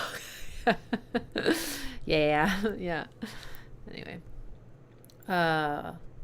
That's so sweet. And I love people comparing that to Stone Temple Pilots. Because I think Scott Weiland, I mean, I wouldn't say he could sing quite like that, but he could do a lot with his voice. And, you know, a lot of people think about his kind of like his rock voice, you know, like Dead and Bloated, really gritty, grungy kind of. And then, but then he would sing Atlanta, which if you haven't heard that song, you're going to be like, this is Stone Temple Pilots? It's a slow 6/8, so it feels waltzy. And I would say Scott sounds a lot like Jim Morrison, and it's got strings, and it's just beautiful. It's just so beautiful. And it really does feel like a departure. I love that song. I would listen to that all the time, over and over and over again. Yeah. And then him crooning on the second album. That was some guy that they ran into who was like selling his, I forget what the story was, but he was like selling his CDs or something on like the street or whatever, and then they were like, wait, can we put, I forget how it all happened. Let's see. The second album, 20, what was it, something with great melodies to listen, hope you enjoy them, keeping in company. He was a lounge singer. Well, and I love the meta-ness. I'm hoping that this record sells. And then he's like, wishing on, or something, oh, wishing well, that's on my album too. I gotta refresh my memory about this. Okay.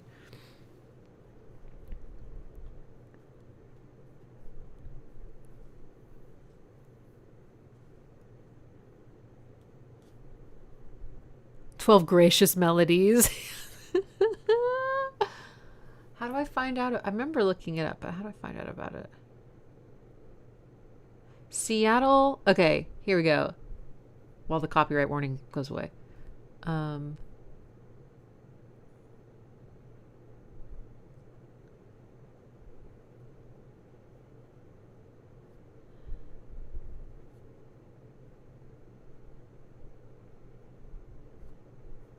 Still looking for the paragraph about it. What if I just second album? Okay. Perhaps the biggest and strangest departure from the standard STP sound comes at the very end of Purple, about 40 seconds after the album's epic closing number, Kitchenware and Candy Bars, fades out at 4 minutes 20 seconds on track 11. Around the 4 minute 55 mark, you hear the opening strains of a song called My Second Album, cut in 1985 by Seattle musician and lounge jazz enthusiast Richard Peterson, who let the Pilots tack on the tune at the end of Purple for a nominal fee. Robert and Dean were doing an interview at a radio station in Seattle when they saw an album by Richard Peterson, in the studio. Then they heard some of his songs and fell in love with him, and we all began listening to it, and he had this one song where he was singing about his second album and how they're 12 gracious melodies, and thought, this is perfect for Purple. So we are very lucky we got to tack it on at the end as a hidden track. Then, of course, we baked the cake for the back cover as a little clue to its existence. Richard is a very talented musician who was way into Johnny Mathis. Back in June, meanwhile, he went to Rhino Records to talk about a bunch of stuff, and they wound up presenting us with a modern replica of the cake on the back cover. The first one we ever ate, but this modern take on it was delicious. Okay, copyright warnings still there? Are you serious? Is it because I sang my second album? Okay. Well, let's at least load up the next one. And okay. All right. So I have here a request for this Mortal Coil song to the Siren, and the requester says, just a moment. Looking for that. Oh, it just says, has Elizabeth Fraser, vocalist from Cocteau Twins, on vocals. Yes. Okay. Still a copyright warning. Okay, it's gone. Here we go.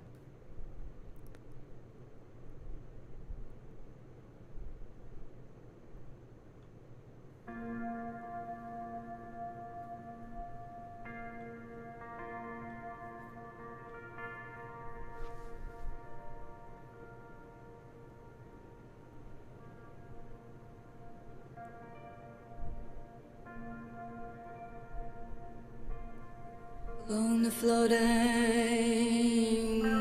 shipless oceans, I did all my best to smile till your singing eyes and fingers drew me laughing to your eyes, and you sang, said to me, let me unfold you. Here I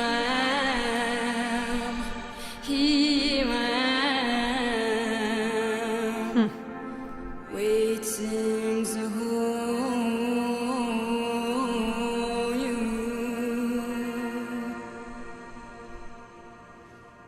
Did I dream? You dreamed about me. Were you here when I was for sale? Now my foolish boat is leaning, broken love long.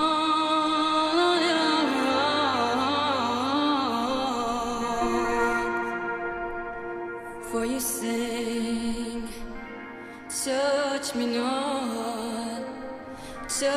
not, come back tomorrow.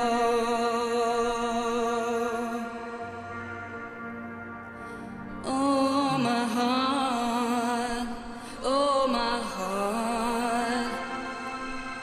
shines from the sorrow.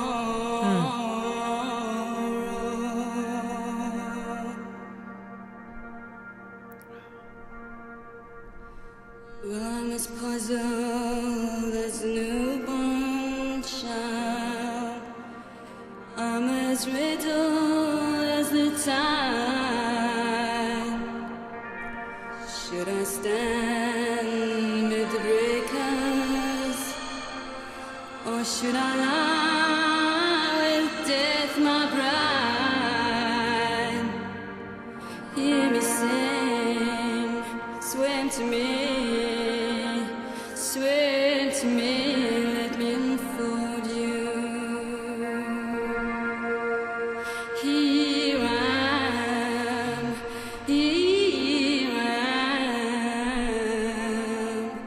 waiting to hold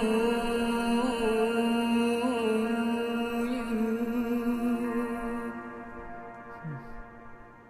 Wow. I don't think I've ever heard her sound quite like that. That was beautiful. You know, I'm so used to hearing her singing really breathy. I mean, that's like, you know, all the Cocteau Twin songs I've heard, everything she did with Massive Attack, and, you know, it's just been in this very different part of her voice. And here she really be connecting those vocal cords. And, you know, it's kind of nasal and the, I was like, that reminds me of, I don't know, like maybe there's some kind of Indian music where there's a lot of that kind of flipping, I think. And maybe some other cultures from the East, Middle East. And it sounded so good with that more like pointed nasal sound, you know? And, oh, wow. She's just amazing. As for the song itself, yeah, it's gentle. I mean, it's like you have Liz just being an angel, and then underneath is just these sort of gentle, shimmery guitar chords, major key, nothing dramatic, nothing to shock, surprise, or dramatize, just very all out on the table, sweet and gentle. Wow, it was beautiful.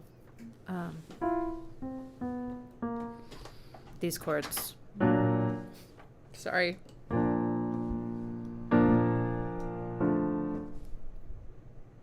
What am I doing wrong here? There we go. Those are the 3 most popular chords in Western music right there. That's them. But how beautiful is over that? Like all the, oh, it's so pretty. Yeah. She's amazing, man. Gorgeous. It's called a turn. Oh, thank you. A turn. At some point, Maynard James Keenan picked that up. He does lots of melismas and things. Okay, great. All right. Next is a request from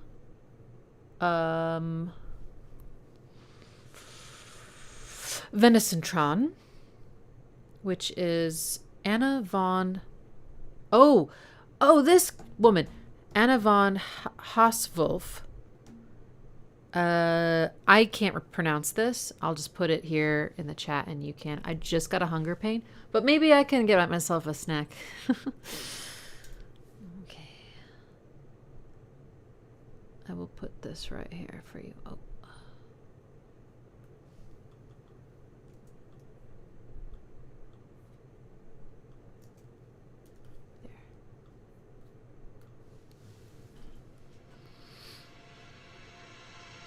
Oh, that's scary.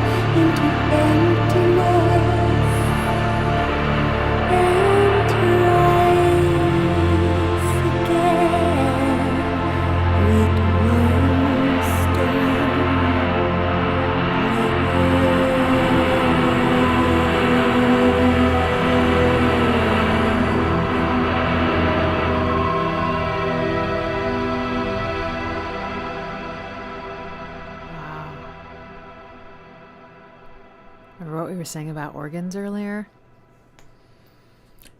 When that organ came in, and then there was this like swell where the production just got so much bigger. That was intense. It's beautiful. You know, she has this kind of, I don't know, her voice feels like a little silver bell just like hanging. It's so gorgeous. And these big chords are all major and minor chords as far as I can remember. So they're very, those chords are, well, there's one seventh chord, I think. Anyway, but a lot of those chords are very consonant.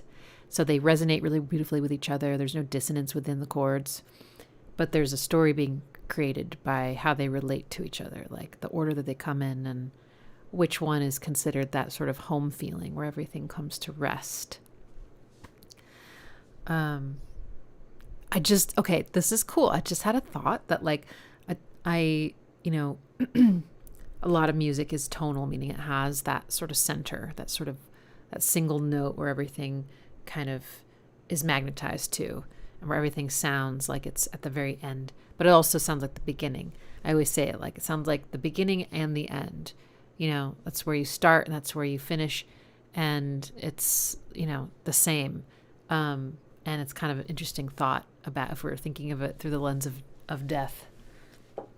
Anyway, I don't know, but I like to think about that stuff. I like to try to connect why things in music affect me emotionally. And it's not universal. I can only speak from my experience, but it's pretty cool when other people are like, I feel that too, you know, and then I'm like, well, here's why I think that's happening, and like why we're interpreting these vibrations like that, why we're connecting them to some emotional state and, or like something that happens in our lives. It's cool. It's so cool. She usually sings more intensely. Oh, okay. Wow. So pretty. Yeah. Grand. Long, long chords. Ah, beautiful. Okay. Copyright warning went away. That's nice. Thanks. All right. My body is starting to give me several signals that it wants care. Needs things. Okay. So either I'll have to take like a break to get some food or whatever and then come back, or we'll just call it. We'll see. Hopefully the stream doesn't get blocked. But if it does get blocked, that doesn't mean that the replay will be blocked. It's just a temporary block because they're like, hey, you're playing copyrighted music. You better stop. So we're going to temporarily be like, sorry, your stream is like going to go black. And then once you stop, it'll come back. So that doesn't affect the, usually it doesn't affect the replay status. Okay. That was beautiful.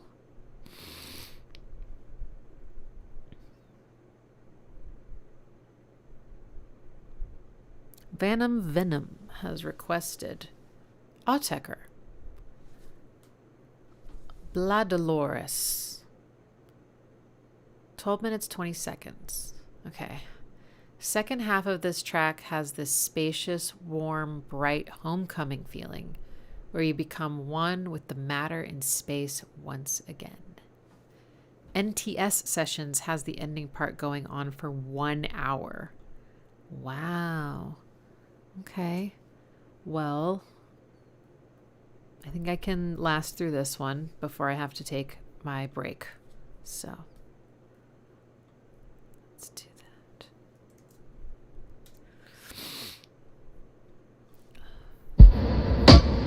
Oh boy, turn that down, sorry.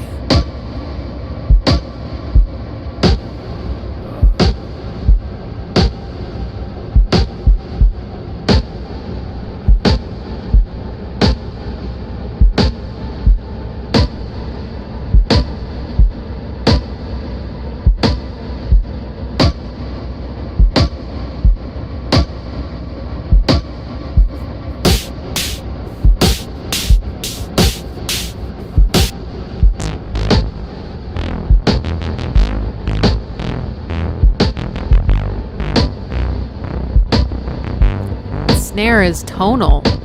It's like a note.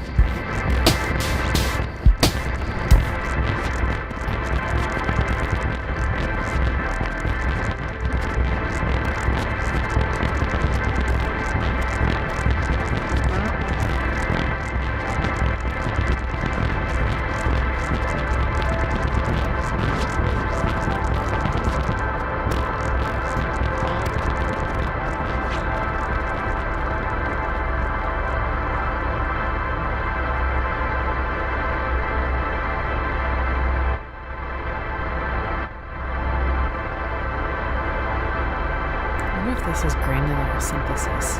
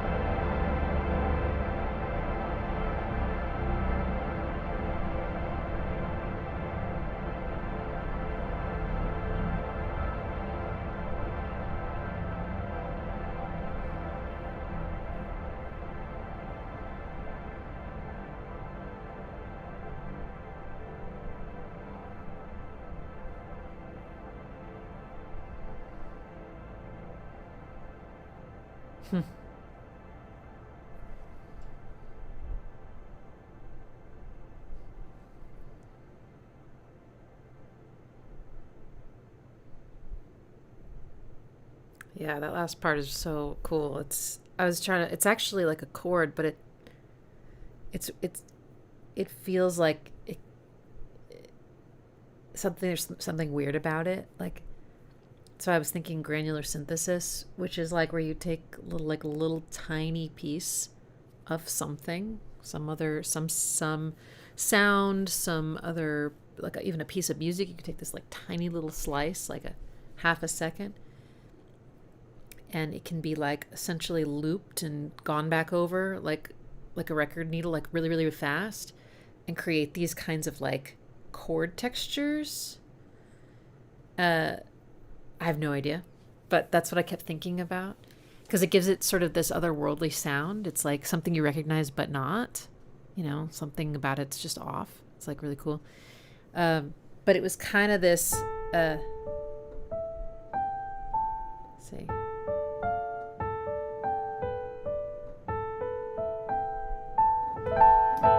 Those notes were in it, and then some low ones, but like they felt more just like kind of weird staticky rumbles, not like a pitch so it's very noisy, it's very noisy, lots of like weird harmonics and stuff on it.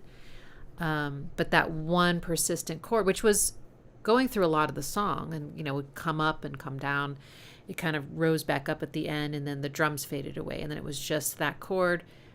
The drums came back slightly, mostly just the low, really, really low frequencies, and there was sidechain compression happening again, where every time that kick would hit, that chord would get sort of choked, but there was also something else affecting it that was making it sound like it was breaking up.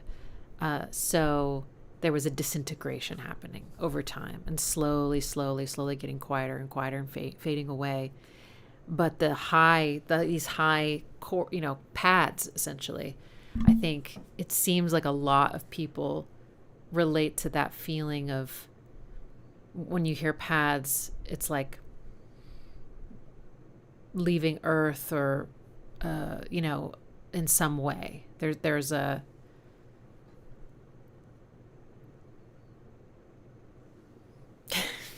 this. Okay. Yeah, wow. That's cool. Okay. I have to take a break. I'm going to see if I can grab some like snacks that I can eat. And we'll just see, I can't promise how much longer I can go, but I'd like to try to get to at least a few more. And, but as usual, we're just not going to be able to get to everyone's request.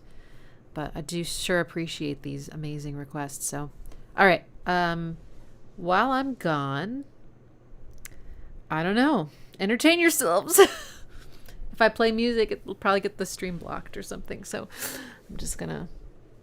I'm gonna leave you with my plants here, and I'll be back, maybe in like 5-ish minutes. Okay?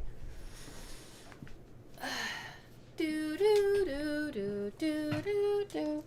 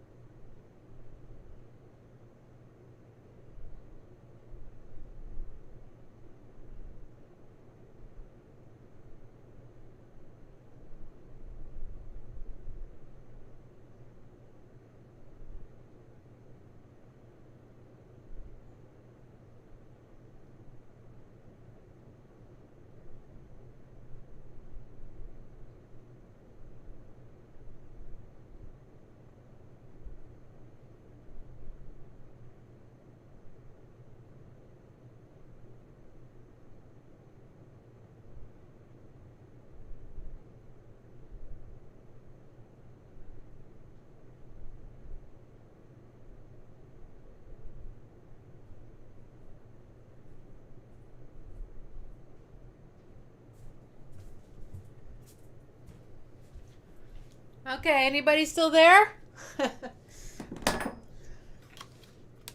I have refueled a little bit. Okay.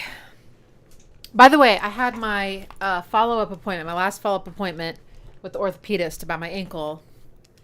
And I'm so glad that orthopedists know how to look at x-rays of your bones, because if I looked at it, I'd be like, it's still broken, the ankle.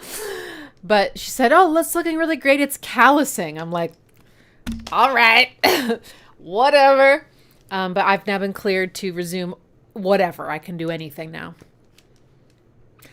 Not like running and jumping is like my something I like to do, but I could now. So that's good. Okay.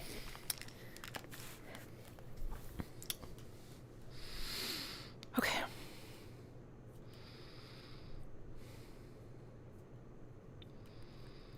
Next is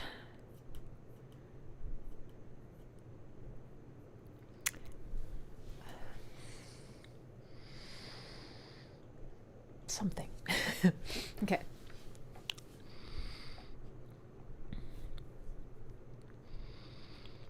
This one sounds very appropriate. Svenung's? Is that how you say? Svenung's request, Unbecome by Voss, featuring Azam Ali on vocal.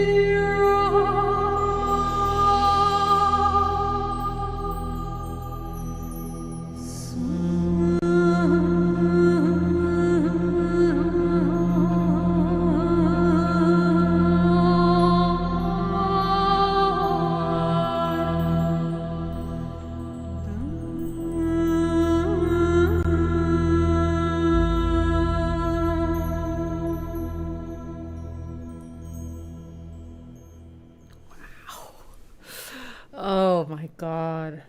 Yeah, it's just exquisite. It's haunting. Her voice is amazing. The control and the tone and the ornamentation. And it feels, I mean, I don't know where she's from. I feel like maybe the Middle East, but that way of singing feels very ancient to me.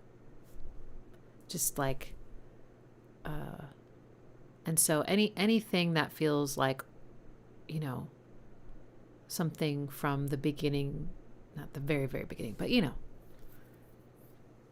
the beginning of humanity, a long time ago. It just feels so primal and like, you know, we were talking before about like how, you know, some people feel as though they're going to meet their ancestors, you know, as they pass. So there's this like feeling of being called from everything that came before you. And in a way, I mean, we're made of everything that came before us. And isn't that cool?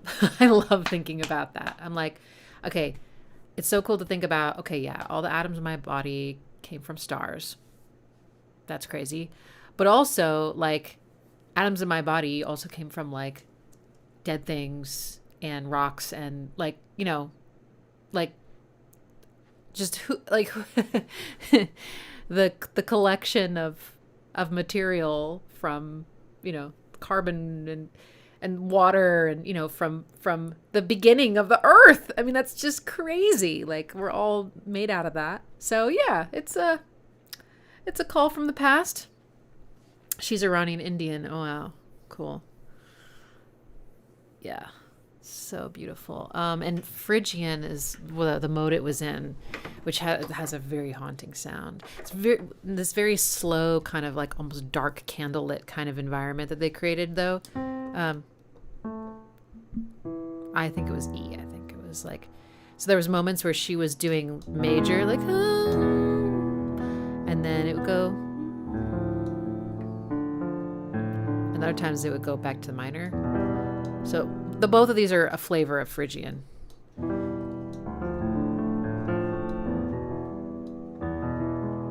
It is really cool. Yeah, it's so cool.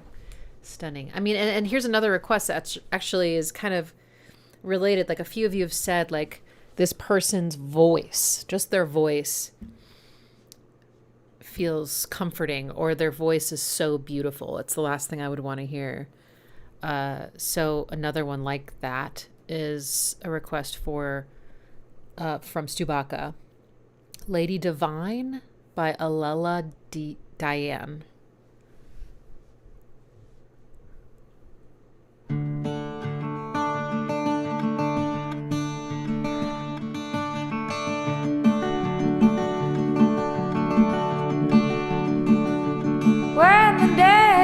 When the day falls to the light, at the end, oh, the end of my time, I call to the dark, take the bones off my back, and I chant to the black.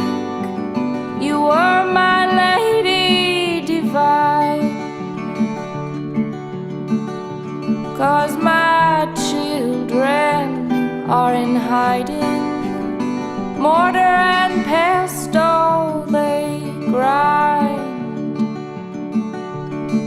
No songs whistled through white teeth do scuff the day. With songs for children to sing, those songs whistled through white teeth do scuff the day. That's beautiful. With songs for children to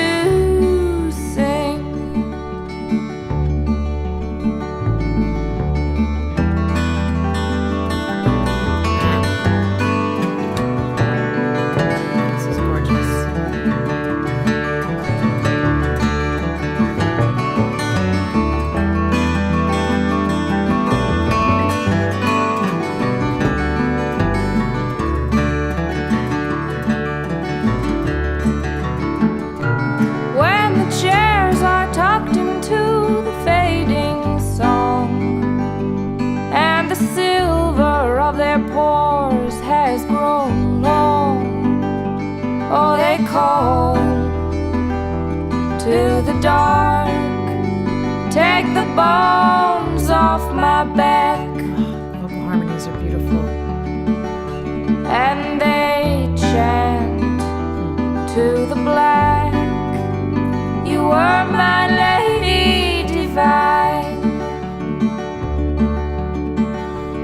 And they glowed like a bitter wine in their bellies.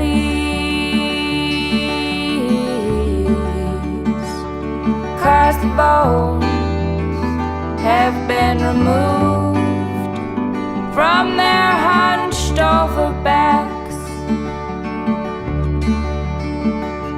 and their children are all grown now. Mortar and pestle they grind.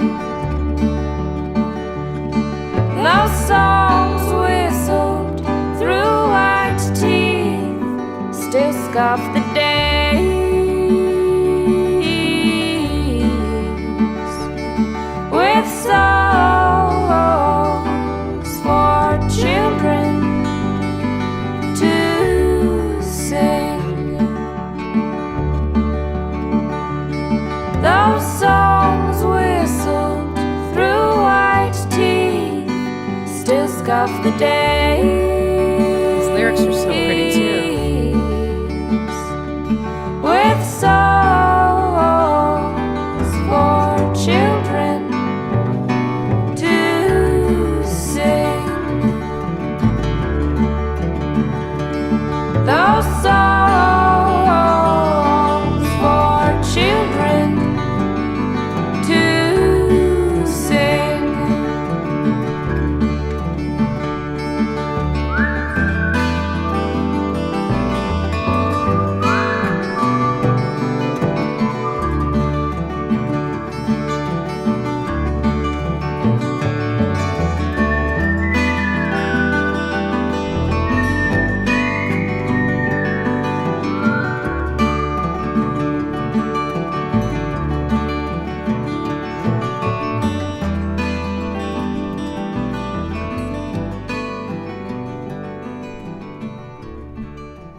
Oh, so nice.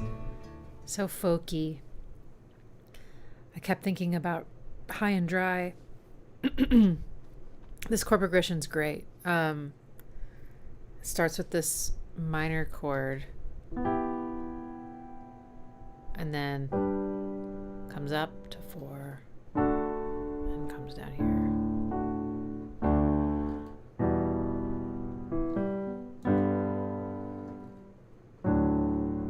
It's just nice.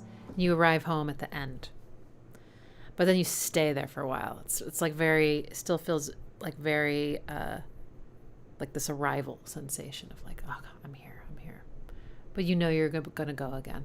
It's nice. Yeah, it's just gorgeous. I love all the finger picking and the picking, just all the picking. I think it's finger picking, right? I don't know. I think so. I didn't hear really any, like, a lot of strumming, I guess is my point. It felt like lots of picking and lots of layers. So many layers of guitars being picked and the intricacy of all of that. So nice. And then, yeah, her voice is so sweet. And she can kind of, I mean, I don't know if I say it's a yodel, but there was like a break. She did, you know, she could like do a little flip into another register of her voice so that you'd hear this like switch into that different register, which is, I think, like yodeling is like an extreme form of that, but I also don't know. Maybe that is a yodel. And then she'd do these sweet little falls, like children sing, these little scoops, and then she'd add the vocal harmony, and then that would follow whatever she's doing there with her voice. If she did a flip, the vocal harmony would flip. If she did a little fall, the vocal harmony would fall. So it's like a hand-in-hand kind of feeling. I would say as far as a dying song goes, that's just like, it feels very life-affirming. It does have a sadness. It does have a tinge, for sure. But it also feels like there's a smile, you know. an accepting smile, a satisfaction, and still some grief. You know, there's still, I think, loss in there. It's not like everything's perfect, but it's very human. That's so sweet. Next is Tim Hecker, Blood Rainbow. I forget who requested this, but I'll put it in the chat here.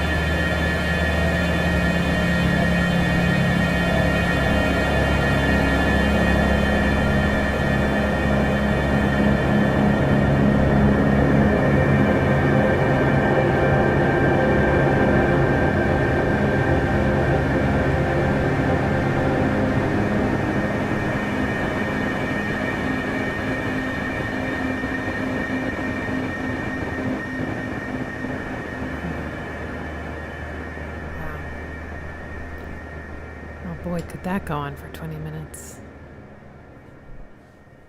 Beautiful. The soundscape, the texture of everything in there was really notable to me because it's kind of noisy, you know, and like a little bit like white noisy. There's a lot of high end, and it just felt like a transmission or something. And they're chords, but they're kind of muddled a little bit, but they're there.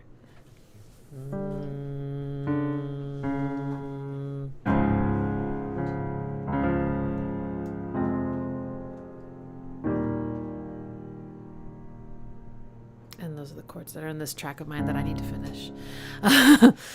That's also very ambient and instrumental. But yeah, that felt really good. It felt calming and poignant and expansive.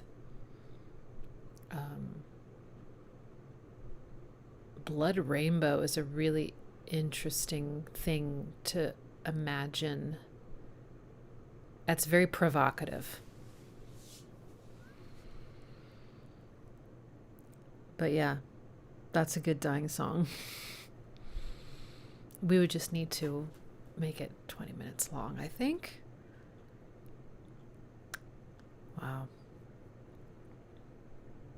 Couleurs, I may be biased, but I would urge you to finish everything you've started. Yeah. The problem is, I keep starting stuff. So, just never all going to happen. But you're right. I need to really finish some things. I have like half of a instrumental album of music, but you would think, oh, you have like a few songs. No, I have half of like 12 songs. So I need to finish them. I do. Or just release it unfinished. Oh, the perfectionist in me is like, how dare you? Except I would say the same thing to someone else. I'd be like, maybe you should just release it. It's been 20 years. Maybe you should just release it. Maybe it is finished. So true. Anybody else here has a problem finishing things? Because you get precious about it, or you lose interest, or you just don't know how to get it to be a whole thing, or even if it's not music, just starting things. And man, I have a general problem with starting things and not finishing them. I'll be like, I'm going to organize my closet. And then I'll like pull everything out of it and then like completely lose steam and motivation halfway through. And then there's just like shit everywhere. And I'm like, I'll deal with that later. Yeah, I've got a nice pile going downstairs right now. That's my like, oops, I forgot to finish that thing pile. I'll probably just throw it in the garage, honestly. I'll just be like, yep. And then I'll forget all those things exist. And then I'll think, and then I'll find them in like 5 months and be like, oh yeah, all that stuff. I haven't needed that for a year and a half. Maybe I should just throw it away. And I'll be like, no, but I need that. Anyway, okay. You have about 999 paintings you never finished. Unfinished songs. Endless unfinished tracks. Yeah. I know. Call it semi-deca and pretend it was on purpose. Oh, yeah. Well, we're not alone, y'all. It's easier to encourage someone else to finish things, though. And it is easier to actually help other people finish things, I've found. And which makes me think, a lot of my problem finishing stuff is that there's some like mental block that gets in the way, and that if it's someone else's, literally I can like clean out someone else's closet in 4 hours and finish. I would never just leave their stuff all over the place. But me, I don't respect myself. Okay. All right, I'm starting to get like punchy. All right. Next is a request for Box by The Gathering. And the requester said something good about this. Let me find that again. Where are you? Borlanesque. This is a song I listen to at the end of every summer as a way of saying goodbye to the season. So it feels appropriate if it was the last song I listened to. Ooh, that is poetic.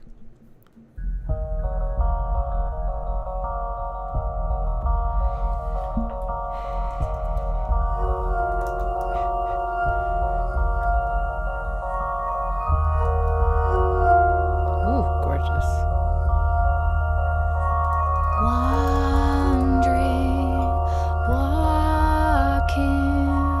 Drifting with the tide.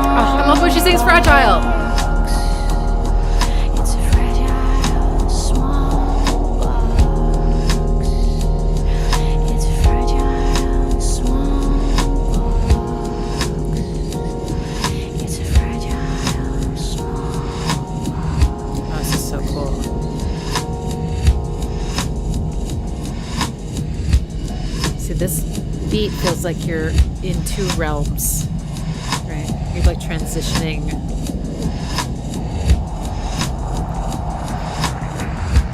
Things are getting like distorted in some way. You know?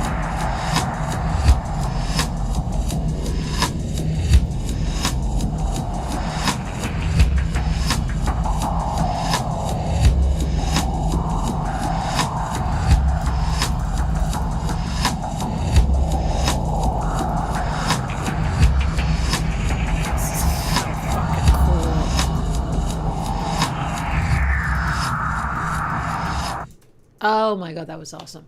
I could listen to that last part, just the percussion, for a long time. I'm not sure why that was so groovy at the end there, but that was amazing. The textures were just so cool. I've said textures so many times in the stream, but also it's been 4 hours, so I'm bound to repeat myself, you know. Mods and helpers that have these superpowers, how can we find out which stream we listened to Ethel Cain's Sun-Bleached Flies? Because someone requested that, and I'm just not, I don't have it. I don't have the time for that one right now, but I'd like to point the requester to that live stream. It's possible that it was on a Patreon one, but I will still point them to it. So just let me know if there's a way to comb through stuff that you've chaptered. And also, how do you do that? I don't want to always have to rely on you if, you know, I don't want you to have to do that work for me all the time, but that's a great song. Yeah, wouldn't immediately think of it as like a dying song, but like, here's the thing about dying songs. That's just what we're calling them. We've gotten to that point where we're just like, yeah, dying songs. Is that it doesn't have to be a song that makes you feel like, okay, I can go now, or it's relaxing to me, or, you know, whatever. It can just be your favorite song, right? Like it could be clowncore. If it's your favorite song, like, why wouldn't you want to listen to, you know, your favorite songs, right? So that is a gem. That is a beautiful song. Lovely groove. It's kind of slow, you know, it's kind of down tempo. I love the cross stick. Her voice is gorgeous. Keep requesting The Gathering. I love everything we've heard, and the range is awesome too. Like, that one was a lot gentler and folkier in a way. Yeah, so pretty, so cool. You go to my channel page and use the function for searching the channel. It spits out the artist title from the chapter marker. Now that's easy. Okay, great. Thank you for that. What songs that would resuscitate? I think Staying Alive, because it's exactly the tempo that you should do chest compressions. And also it's like, we gotta stay alive. There we go. That's it. Okay. I feel like I'm withering. So we're going to end the stream with one more. Here's what the requester said. Eugene Poole. Taste for Blood by Club of the Suns. When I deathgasm and my soul ejaculates out of my corpse and into the sky, I will dance to this tune Motown style. So here we go. I'm planning to get up and move. Oh.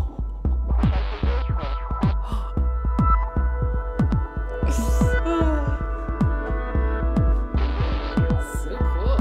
Ooh, that piano is awesome.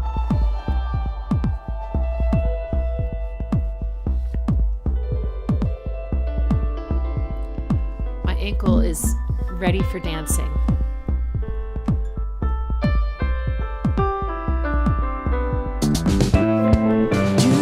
To me while I was on earth looking for someone, and I was in all of your free time. How good is this? All the broken arms while lining your soul.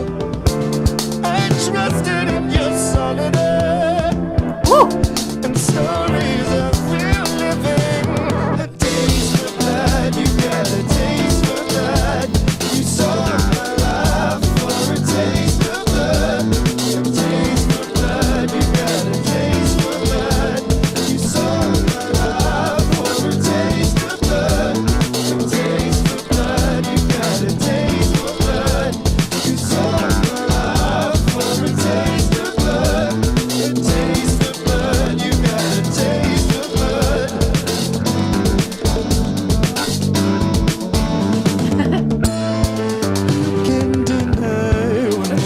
so good. Find someone to make them, but I can't survive without your mind. I'm not stuck on your subtleties. They've got me all wrong, all wrong. An image from convenient earth. Woo! And nothing more to know. A taste for blood, you got a taste for blood. You sold my life for a taste of blood. A taste for blood, you got a taste for blood. You sold my life for a taste of blood. A taste for blood, you got a taste for blood. You sold my life for a taste of blood. A taste of blood, you got a taste of blood. You sold my life for a taste.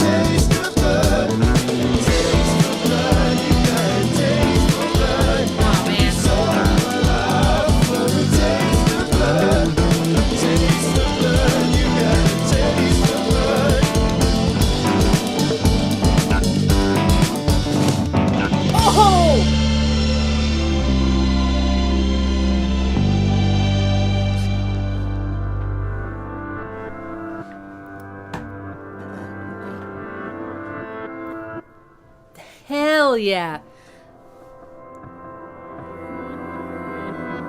Not dead yet.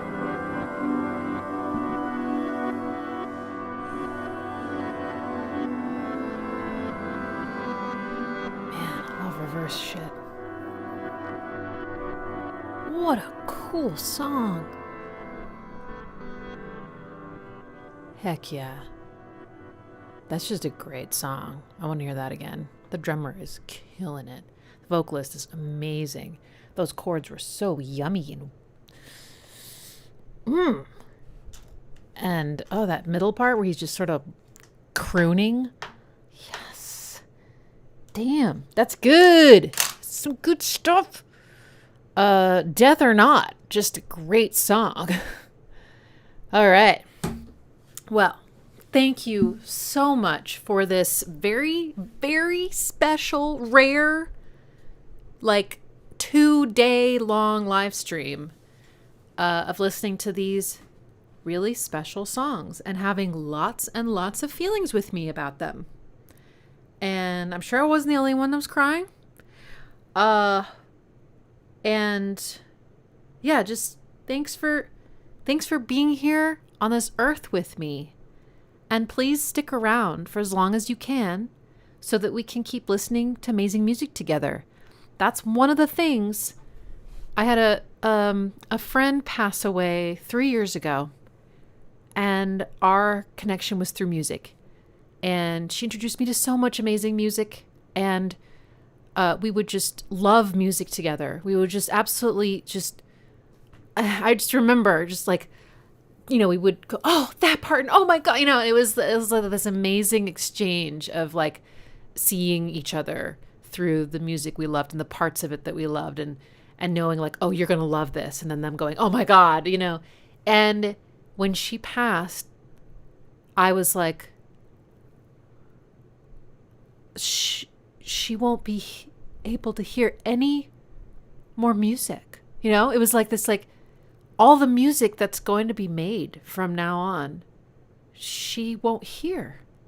She never heard my album. Not like that's the main thing, but you know, I was just like, that's, and it had never occurred to me before that's like a loss that I hadn't thought about. Anyway, so let's stick around for as long as possible so we can hear as much music as we can while we're here, and share it with the people in your life, and find the people who get it, because there is something special about being understood as a human through music, that bond, you know. You can feel that from the music itself, be like, this music understands me, but you can also feel it with another person right there. So, you know, I know that sometimes it's hard to find those people like in your actual circle, but I hope that if that is the case, that this community can fill a little bit of that void, you know. And my musical horizons have expanded so much because of you. So I feel really fucking lucky. Fucking lucky. All right, guys. Thanks so much for coming. And the next live stream is actually not this Wednesday. I'm teaching the last Wednesday of every month.